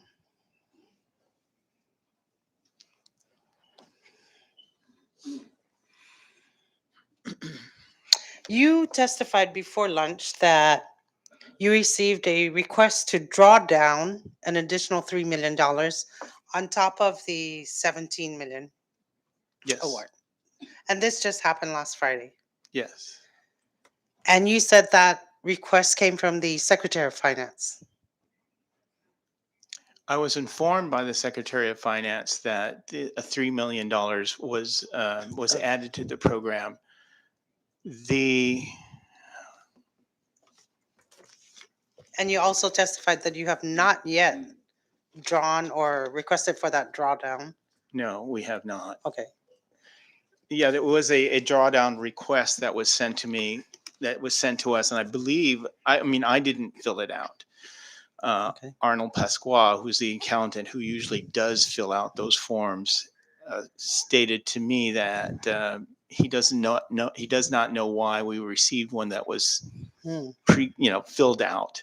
And Did Bank emailed. of Saipan or Mr. Pasquale or yourself request for an additional 3 million? We Or- did. We did not. So this was just manna from the sky, It was basically. just sent to us, and a gift to further pay for other grant awards. Is that correct? Is that your understanding of it? yes, that's usually how these transfers. The But they funds are didn't tell used. you which program to pay out with. Is that correct? They didn't specify whether it was the NAI animal, the workforce development. No, no, So it was manna from the sky, basically, a gift. You didn't ask for it. no. We didn't ask for it, Okay. and that was the same situation. Yeah, we did. We did not ask for it. Did you notice? Because normally, based on our understanding, Mr. Castro or Mr. Atalig would just say, John, in a text message, John, please print these checks, or these have been approved, and then that's how you go about to print or issue checks. Is that correct? Yeah, we would receive a list along with the message from Mr. Castro that these were reviewed and concurred by the majority of the panel and approved by the governor. Majority of the panel that never meets all at the same time. In the bank, no. Okay. That at least that I could see.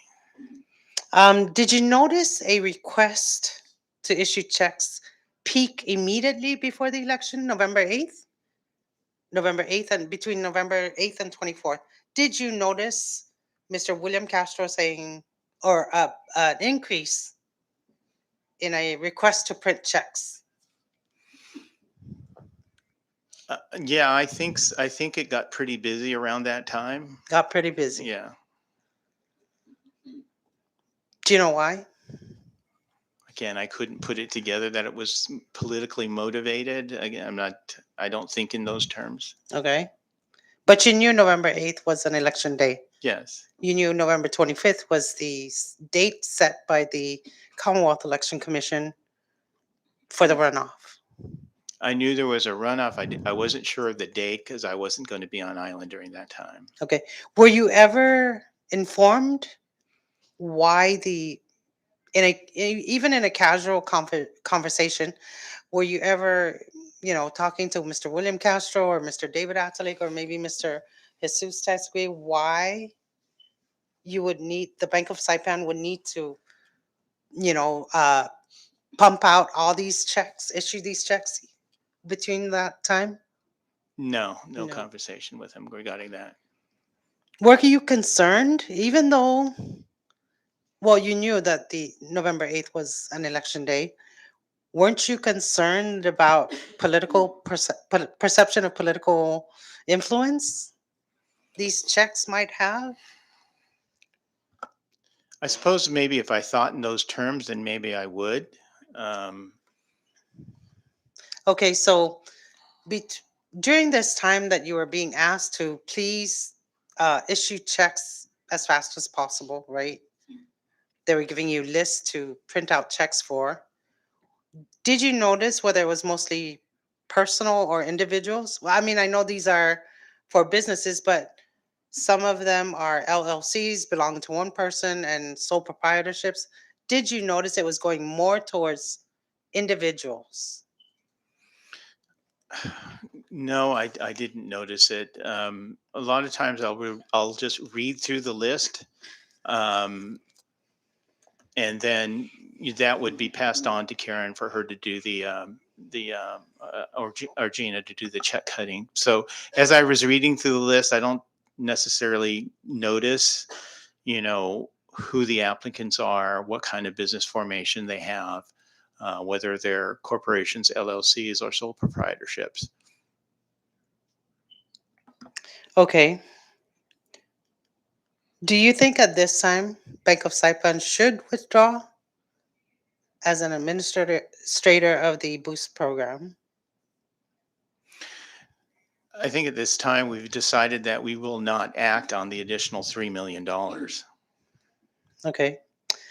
And you've just testified, sir, in response to Chairwoman Christina Sablon's questions. You've just testified that in light of all the federal law enforcement attraction that the Bank of Saipan has recently gotten, and in hindsight, you probably would not have accepted the contract to administer this program because of all the problems it now has brought to the Bank of Saipan's door. Would you like to share with this committee your thoughts on the actions of Mr. William Castro?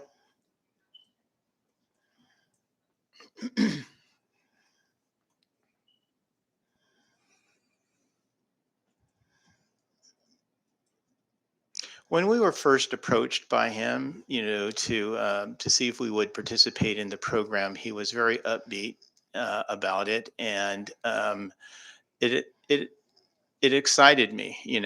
This program sounded phenomenal, something that the business community could definitely use at a time where they definitely needed it.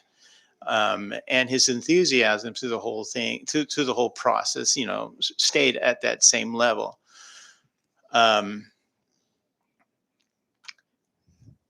he, his personality, at least that I got, was more controlling, and so that, since he was one of the first to come to us and ask us about the program, he did take control and issue a lot of directives of instructions, and that was okay with me. Uh, um, so, with respect to you asked about his actions during this whole thing. So, Yeah, with his respect to me, behavior and yeah, I mean, he was kind of aggressive, and would would take control of the whole situation, but at the same time saying, of course, with the approval of the Secretary of Finance and the governor. how about Mr. David Atalik in the role that he has played using the Bank of Saipan institution? I didn't see or interact that much with Mr. Atelig. Only when the situation rose that I needed to get his guidance and approvals. Those are pretty much the most times that I would interact with him. Okay, my last question to you is, did you, or second to the last, sorry, did you watch or hear Mr. William Castro's testimony before this committee, these two committees? The first day I did, the second day I did not. Is there anything you would like to inform us that perhaps you would like to correct or counter or offer an explanation from what Mr. Castro has testified to? I think there were some responses where he would say that you need to refer to Secretary of Finance or refer to the Bank of Saipan for an answer that I think he could have answered on his own. Okay. That is all I have. Thank you, Mr. Arroyo. Mhm. Thank you, co-chair. I recognize Vice Chair McGovney. Thank you, Chair. Mr. Arroyo, did Bank of Saipan submit a business plan? I know you did say that earlier, but just for the record, did Bank of Saipan submit a business plan for the 1.5 million that it requested? Yes. Thank you. Now, in your testimony earlier, you stated that 2% of that was going to go to award nonprofits, correct? Yes. And the remaining 98% would be used for. Um, I think it was I want to say, oh no, I'm sorry, 5%, 5%, and then another 5% covering operational expenses, and then the rest of it was going to be in the form of affordable lending. Great, thank you for that. Um,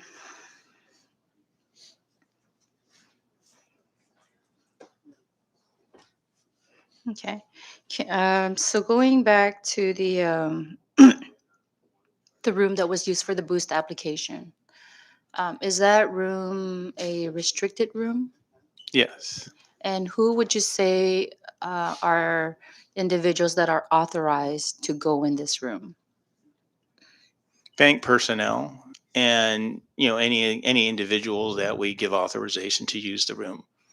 So who would those be individuals? So bank personnel, just any bank personnel or specific bank personnel?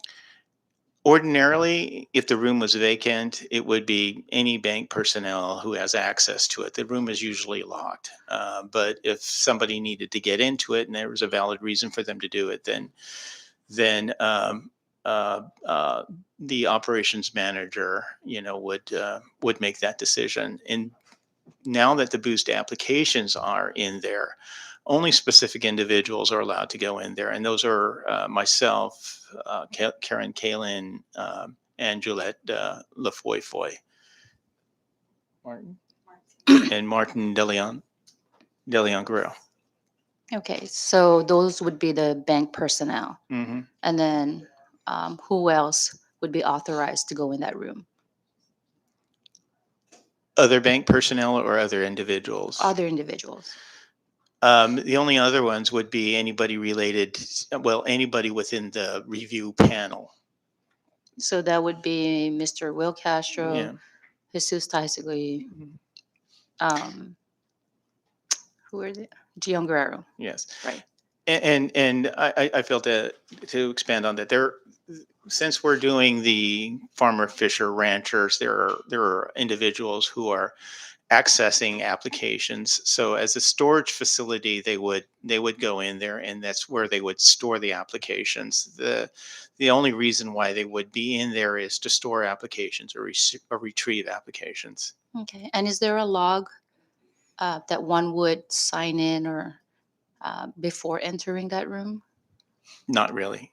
Not really. Okay. So in your testimony earlier, you said that you have observed Will coming in most of the time, right, by himself. Were there any other times when Will came in with somebody?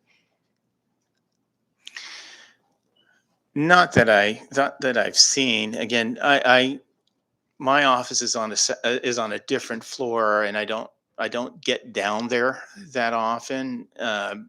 If I had some reason to be down on the first floor, the office is all glass, and so as I'm walking around, I might notice him in there. Um, Sometimes I don't even know, that he's asked to come in and access the room. So in the times that I've been down there and I've noticed it, I had not noticed him with anybody else in that room. Okay.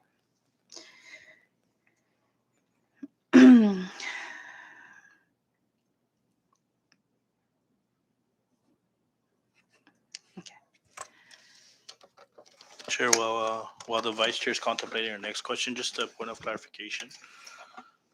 You mentioned that there's only, Mr. Roy, you mentioned that there's only a few individuals that can enter that room to review.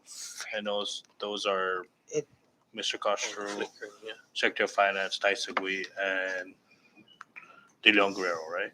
Yes. You mentioned, I believe it was yesterday, that Shane Villanueva and Selena. Selena was reviewing the other boost applications. Were they going into that room? No, there's separate conference rooms where, that they use to review applications. And we're still trying to figure out who gave them that authority, right? Yes. Okay. To review applications. In Yes. the first place. All right. Thank you. Thank you, Mr. I apologize for the place. Okay, so in when we had Mr. Castro in here, I had asked him a question on a mechanism in place to recoup funds that may have been inadvertently or erroneously issued to recipients.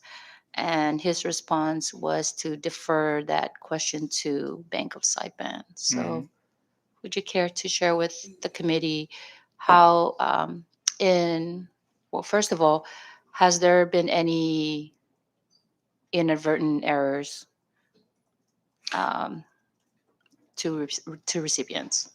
Not that we're aware of. Okay, so and if there was, how would the bank go about to recoup those funds? For instance, um, duplicate payments or just erroneous. Yeah, I think we discussed this earlier, and I just want to make sure that because it was almost a kind of an unclear process because it hadn't been done before. Was it the Attorney General or? If you know, just answer. You can answer what you know, Okay. but I mean, the reporting requirements you do know about. Yeah. Well, if we did find that there was an erroneous issuance of an award, we would, of course, report that to the Secretary of Finance. Where it goes from there, I don't know. So the bank itself wouldn't try to collect those funds from the recipient. I don't know if we're authorized to do that. Okay. In the earlier stages of the Boost program, when as it was developing, did the team not anticipate those kinds of errors?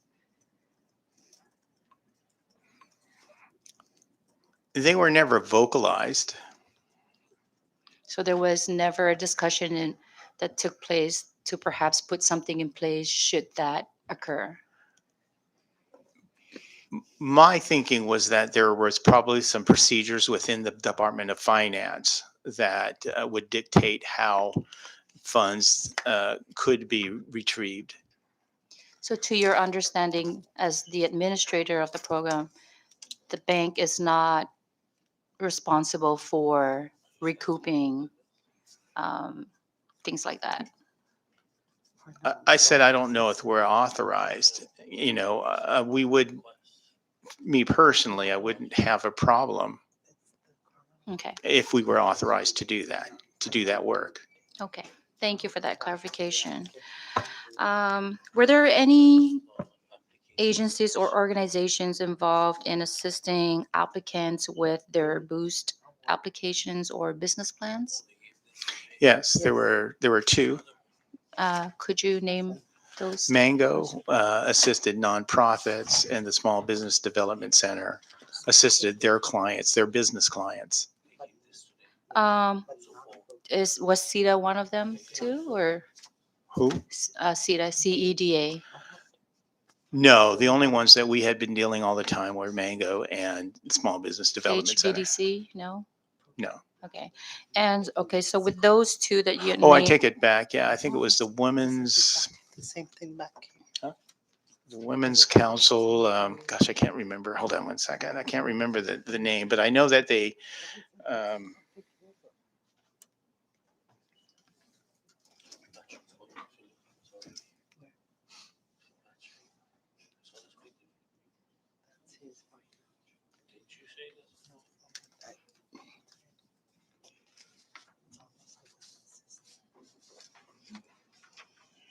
H.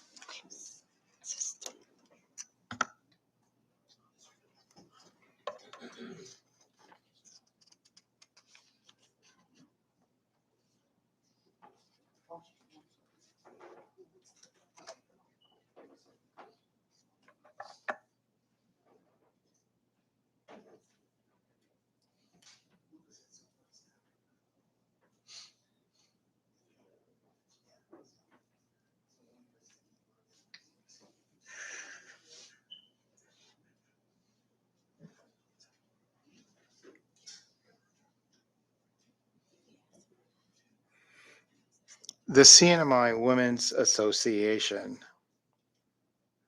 They had asked me to come and meet with, I guess, a cohort of women entrepreneurs who they provide business training to, I guess. And one of the things that they wanted me to talk to them about was a boost application, because I think they were helping them with business plans and things like that. okay. So were these entities paid for their services? No, Are you aware? So No. Mango didn't receive any payments for assisting in um, the application or helping prepare their business plans? not that I'm aware of. Okay. In some of the documents that you submitted to the committee, we saw some travel, which included Mango, where did they go to Rhoda and Tinian on their own, or do you know if they were included in the boost as part of the boost expense? They were included as part of the boost expense. Okay. Okay. Are you able to tell us who are the owners or stakeholders of Bank of Saipan? The majority ownership is two Cavo families. And the others? They owned 90% or greater of the company. The rest are very small Okay, so the shareholders. Calvos own 90% of the company.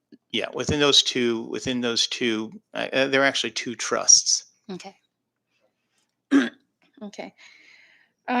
So you had mentioned earlier, I think Rep. Tina Sablan was asking you about Trove, right? The application for Trove, and you had mentioned that you would go back to review those, the application and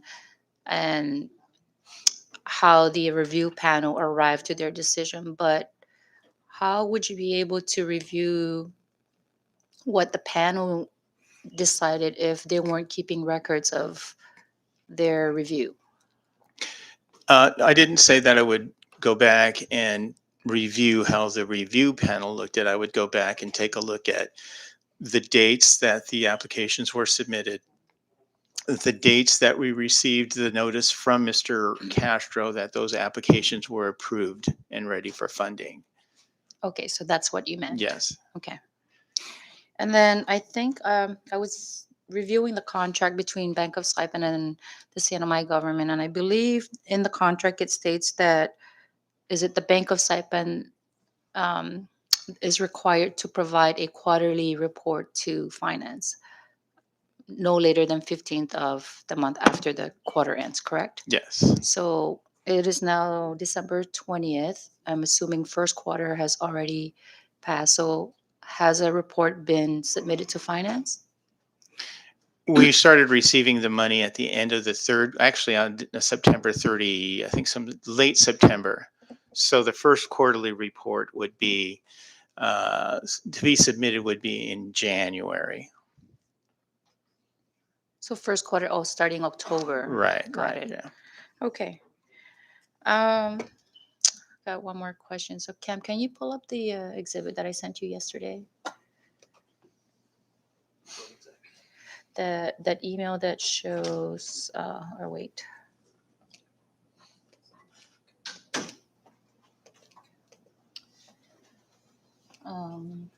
Part 4 or number 4, page 6, I believe. Can you pull up your email and find the one that I sent you? Sorry.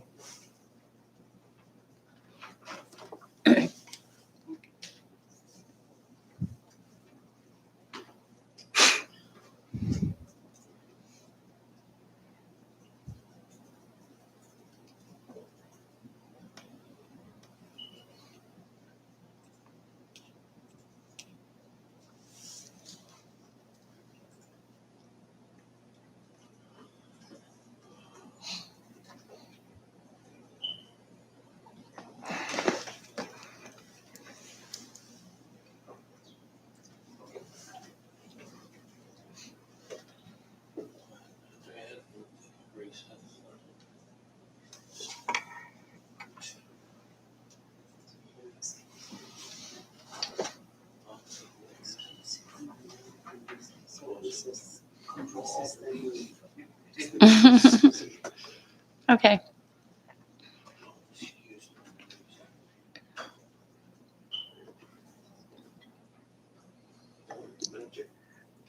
It's the one that has the highlighted. Okay, the Northern Marianas College seat for. Okay, Mr. Arroyo, if I may direct your attention to the screen. This is a report that was submitted to the committee, and I was just curious. Okay,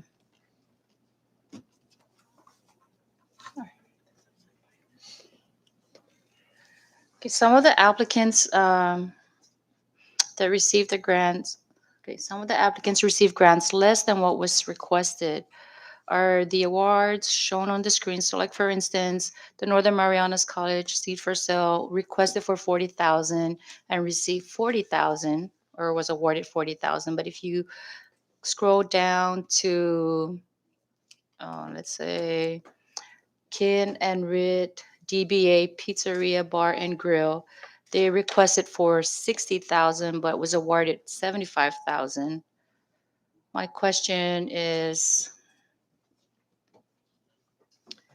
why were some applicants given the full amount requested while others were given partial?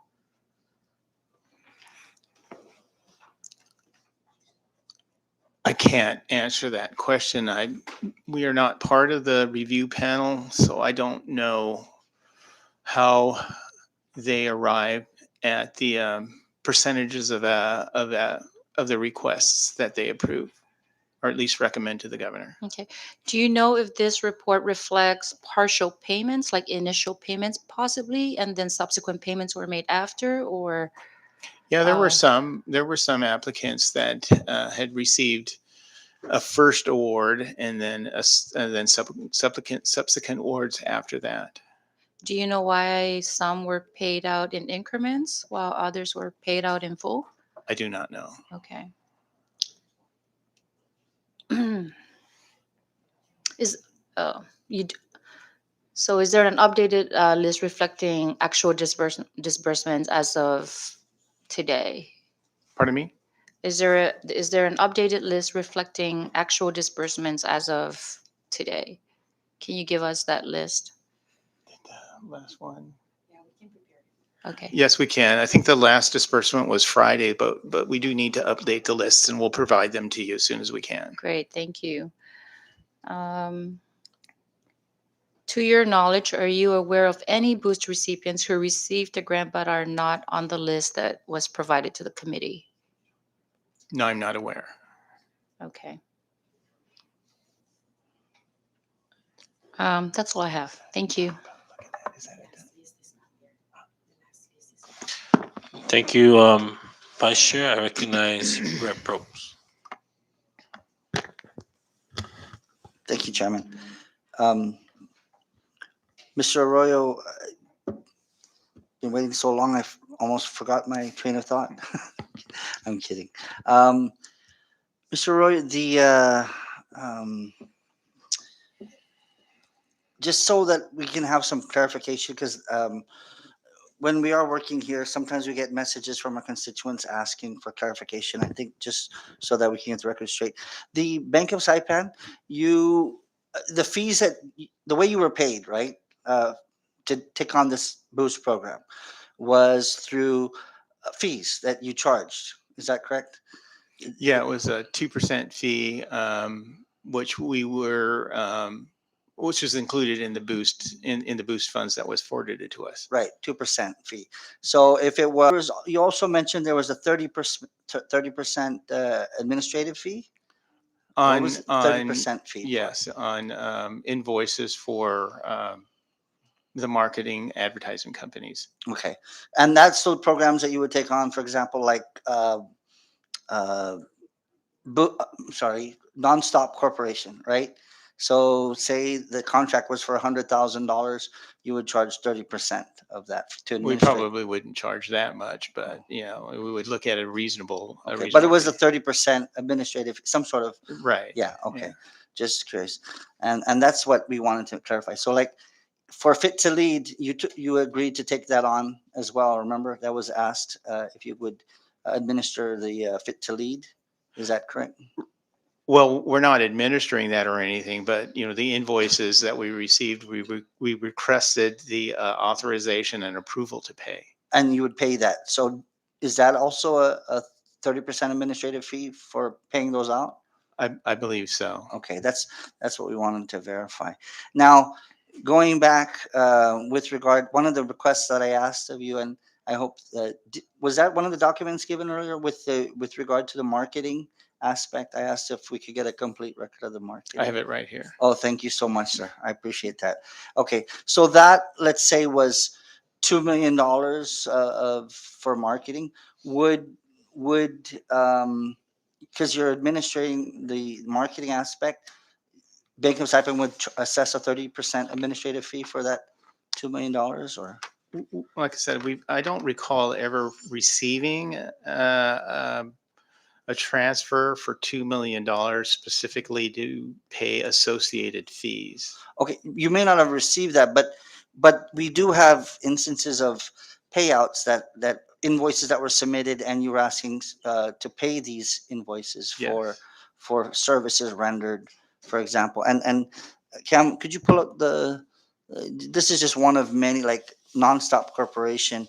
You can zoom in on that. This is a did they submit this to you from Nonstop Corporation? It was a media event staff photographer one, $600, quantity four, and it's for $2,400. Then media event staff photographer two for $600, same amount, $2,400 the total. And then that included support staff one, support staff two. That's four of them, quantity four. I'm not sure if that's hours. And then media services is $1,000. What's the total amount, Cam, at the bottom? Sorry. What's no? How much is the total? I can't see. 7,000. What? Thank you. Your eyes are better. 7,040. Okay, right there. 7,000. Thank you, Cam. So that was 7,040. So, for example, that was submitted to you uh, to for them to get paid, right? Yes. Okay. Okay. So, with this, do you remember what this event was for? Not offhand. Okay. I would have to go Okay. back and look at the Okay. individual invoices and the dates that it. Oh, I think if you scroll over, I think I Go see down. something Rhoda. Can you Right go back? Oh, there it is. Yeah. Boost Outreach Rhoda. Rhoda. Okay, so that was an event in Rhoda. Yeah. And when it says like quantity four for photographer one, is that 4 hours for the quantity? You see, it says quantity for 600, and it totals $2,400. Is that 4 hours of photography that is being assessed there? It looks like that. Okay, I just wanted to verify that. Okay, and those are the type of services. Then also I was asking, because all of these services that are being rendered and you're administering it, so that of course you would charge that 30% service fee. Yes. Okay, I just wanted clarification. And then um, that helps, yeah, because some people were wondering if you got 30% of everything, and we weren't sure. So Okay. There are some vendors, like the ones that we have contracts with, we do not charge the fee. So since we have a contract with Nonstop, we did not charge the additional administrative fee. so there was no administrative fee for nonstop then, Not for not Nonstop. for nonstop, but for Royal Soil and other vendors that we do not have a contract with. would be charged. Do you assess that fee? Yes. Okay, I appreciate that clarification. I'm sorry. Fit to lead. Yeah, I asked about fit to lead earlier. So fit to lead would be assessed at 30% fee. Yes. Yeah, because they weren't. You didn't have a contract directly with them. Okay. Right. Thank you for the clarification, and that's important. Um, moving on.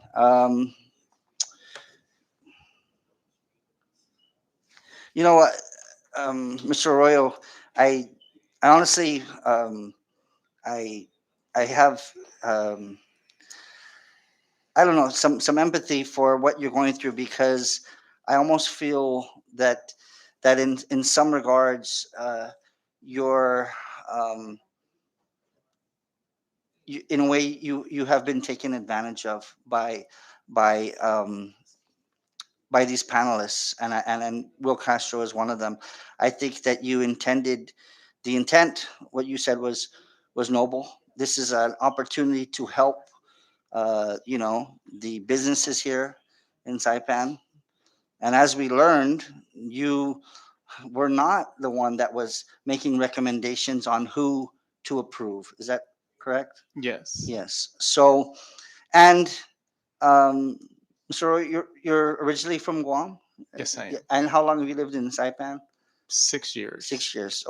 So well, this is your home too, but you've lived, like only for 6 years here, and there's still a lot of businesses, a lot of people that you may know, and there's a lot that you may not know, and with all these relations, you had mentioned earlier that you didn't know who was behind these businesses. Is that correct? Yes. Okay.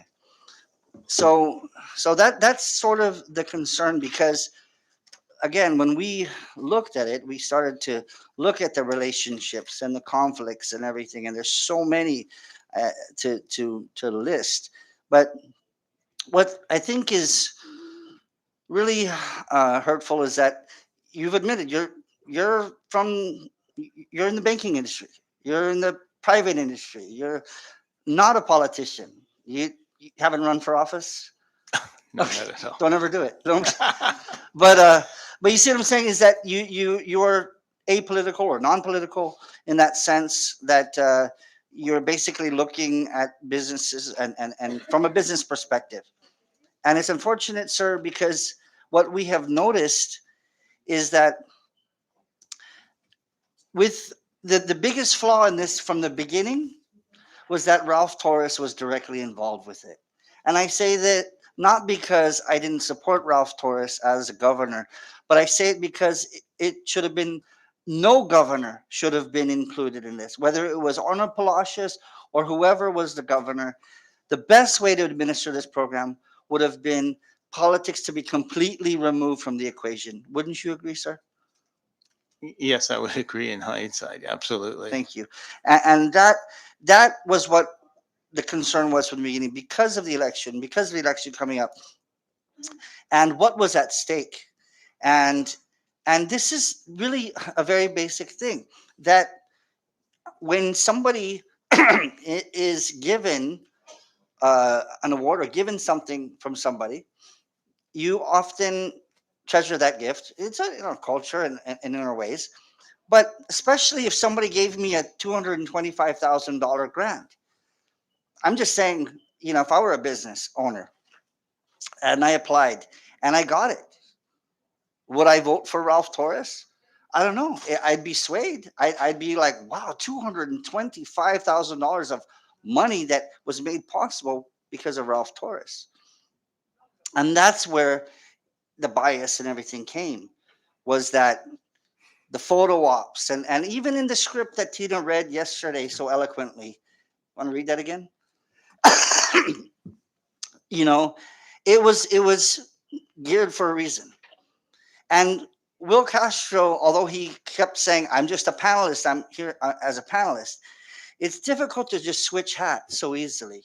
And suddenly you are the man that is responsible for getting Governor Torres reelected, that suddenly you'll take off that hat and forget about it. I think it's very hard for him to ever take off that hat, because that's the nature of the beast. That's why we're all politicians. Yes, we're public servants, but we're politicians too, right? and and when you give such a fantastic reward, so what we were looking at was the potential. And Chairwoman Selena had said about the speed, picking up on November 8th, pushing these out, and we read the messages. Will Castro was like, we got to get there, we got to push these out, because every single reward, I'm sorry, or grant, meant what? Not just an opportunity for a business, but votes. And that was the concern. 241 businesses, out of those 241 businesses that got boost grants, how many of them are going to say, well, thanks for the money, I'm not voting for you? It's very rare.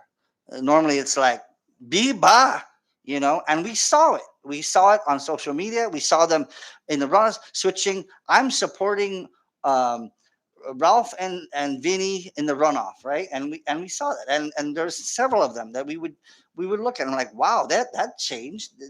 I thought they were with us. Now they've changed. So that was happening, and and I say all this because you know it's sad that you had to go through that, because you were trying to do something good, but in a sense you had three panelists, three or four, that were politically affiliated and hugely supportive of Ralph Torres. And not only them, also for the Farmers, Fishermen, and Ranchers program in Shane Villanueva, who was the vice president of the Republican Party. And imagine the crazy conflicts that were going on. You have Shane Villanueva, the vice president of the GOP, going out and reviewing and looking through applications for farmers and fishermen and everything. And everybody knows that's Republican, that he is the vice president. And here's the guy, he's, charming guy. He's out there like, hey, you guys want to apply? All right, get in there. Let's get 100. No, we're not going to get 100. We're going to have 1,000 people all in one day, crowded, and just chaos and everything, but everybody lining up to get $500. And you have a vice president of the Republican Party there with several Republicans all there at the bank passing out $500, approving it. Are they going to say, thanks for the $500, I'm voting Democrat? Probably not. Thanks for the $500, I'm voting for Arnold and Dave? Probably not. And that's why I'm saying it's because of the political influence that messed this whole program up. In hindsight, yes, these things, it could be looked at as great things that could help our people, but silly things that were put together in such a rush to get as many people as possible to get in there and get some of this money. The $500 program, by the way, anybody could have qualified for. And that was what we were calling just absolutely ridiculous. That the fact that, okay, so how do I qualify to get this $500 for farmers and fishermen?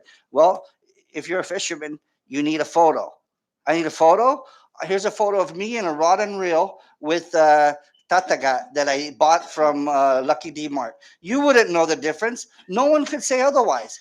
I'm saying it Rip is me. ropes. Sorry to cut you off. Sorry. Can we please Yes, I'll speed it tell up. me the question so that Sorry, but the thing about this is that this whole process, sir, was very political.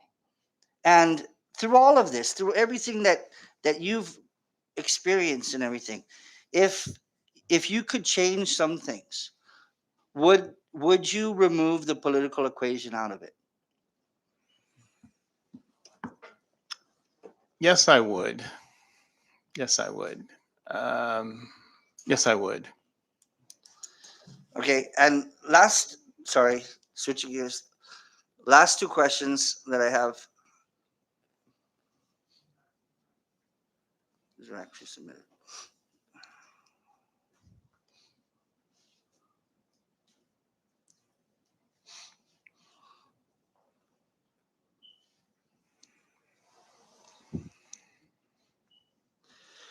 Did listening to and participating in these hearings change your mind about whether there are problems with the Boost program?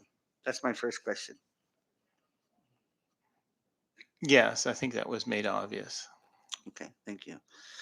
And do you think additional legislation could improve oversight of such programs like this one?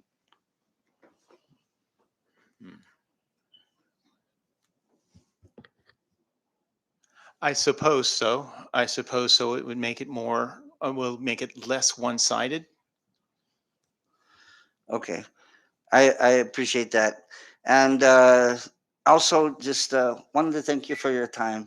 I think you really intended to do well, and I do wish you the best. I am sorry that you had to go through a lot of this, and thank you for your time. That's all. Thank you, Rep. Ropes. I recognize Rep. Staffler. Thank you, Chairman.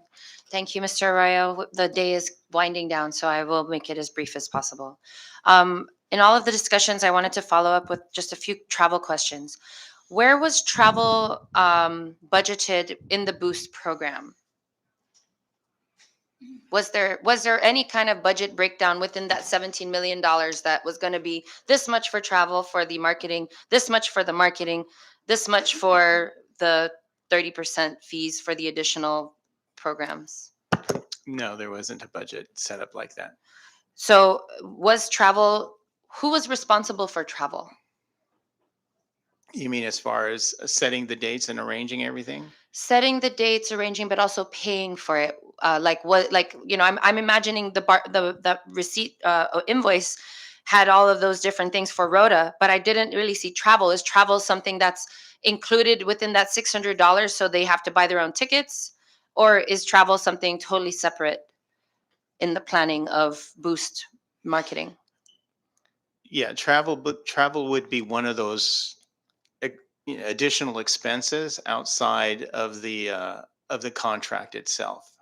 So, like the other businesses that were hired to do the marketing did not pay for the travel of their teams when they would go and market on the other islands. No, they were all approved to be paid by Boost. So the that Boost would just be an additional or a more money that's taken away from potential businesses to be spent on the administration of the program on top of the 3% that you guys received. Right. Okay. And so it just shows that there's a lot of money not actually going to the businesses that it was intended to, because again, you didn't have a budget, so you kind of just had all these new invoices that would pop up here and there for new marketing that you didn't even know about. Is that correct? Yes. So I noticed in the text messages that you guys were pretty much the travel agents for a lot of that stuff. Did you charge additional fees for that, or was that part of the 2% administrative fee? That was part of the administrative fee. Yeah, you guys dealt with a lot of changes and cancellations and all of that. I applaud it. It's very difficult to be a travel agent on top of a bank. I wanted to ask one last question. So the travel itself was not charged to the program twice then? Like, as in, it wasn't part of their breakdown in the invoice of the fees by each of the businesses that did the marketing? Was never included?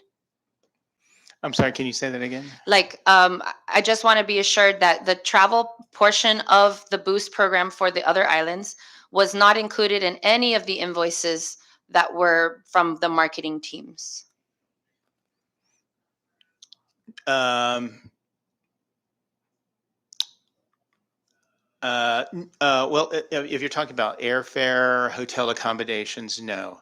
But I do want to just go back and correct it. Yeah. With respect to the travel, we did charge a 30% administration fee, and that was specifically because of all of the, well, you saw. Yes. Yes, accommodations. Hmm. So, but to be clear, when you reviewed the invoices submitted to you for payment, the marketing teams never included the travel expenses in their billing as well. No, not the airfare, not the hotel accommodations, not the car rentals that I'm aware of. Okay, so that was just a total separate expense. Right. Okay, and is that something you're also providing to the? Yeah, that's all here. Okay. Okay. I think that I yield. Thank you, Chairman, and thank you, Mr. Thank Arroyo. you, Rep. you. Staffler. If I can get Cam to bring up one of one of the exhibits.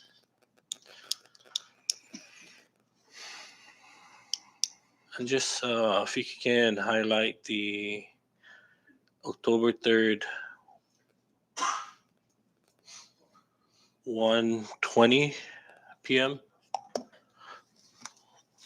Mr. Arroyo, this message between Will Castro and yourself, basically, which is basically, sorry, Mr. Castro asking if you can provide per diem to people who travel to Rota or Tinian. Is that something that um, Banco Saipan approved and provided for? We did not. So not once did you provide per diem or stipend to any of the travelers. We did not. Okay, thank you. I just wanted to get clarification. I recognize the vice speaker. Thank you, Mr. Chairman. Just a clarifying question to the invoices that Rep. Staffer brought up to Mr. Arroyo. He said that you didn't pay for travel or lodging, hotel accommodations, and rent a car and all that stuff. No, we did pay. Those things were arranged by the Bank of Saipan, and those were billed to the Bank of Saipan.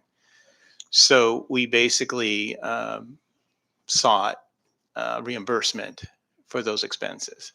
Sure, but the invoice that we saw earlier, I forget the number of that exhibit, but it was a $33,000 amount for the gala. It had accommodations, hotel accommodations in there that's inclusive to the invoice that was sent to the Bank of Saipan that was paid out of the boost money. I don't think it's that. It's the other one. I think it's a gala one. It's 33,000. 33,103. It was one of the ones that we brought up earlier with the corkage fee and all that stuff. Yes, I recall which one you're talking about. Yeah. So they're billing you guys through that invoice. Right. Yeah. So the Bruce Gala was something different. The outreach programs where those were teams of Boost officials and marketing and promotion people who would go to Tinian and Rhoda.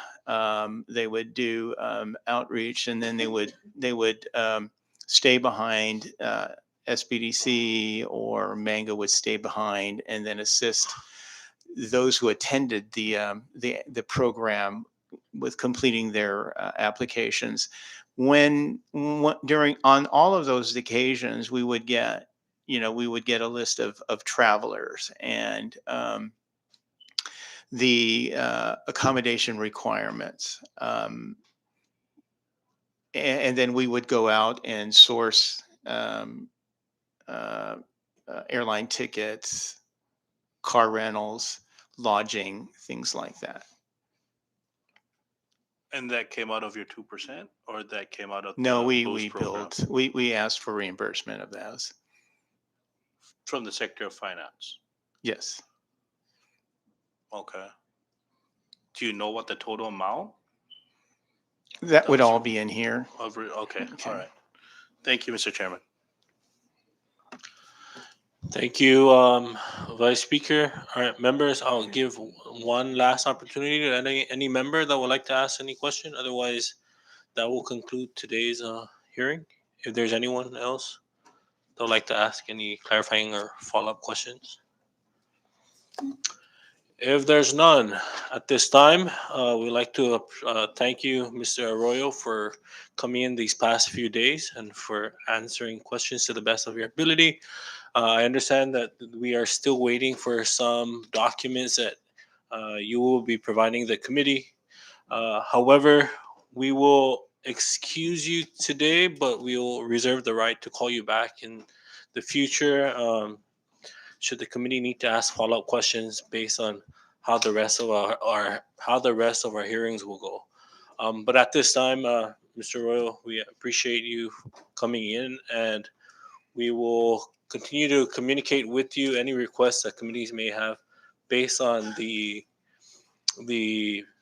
information you will be providing the committee. Hopefully by the end of the day, but if not, hopefully we can get something soon. Hopefully by tomorrow morning, if that's something that you guys the bank can work on. Other than that, we before we go on recess, or I'm sorry, we'll go ahead and excuse you for now, Mr. Royal. Thank you.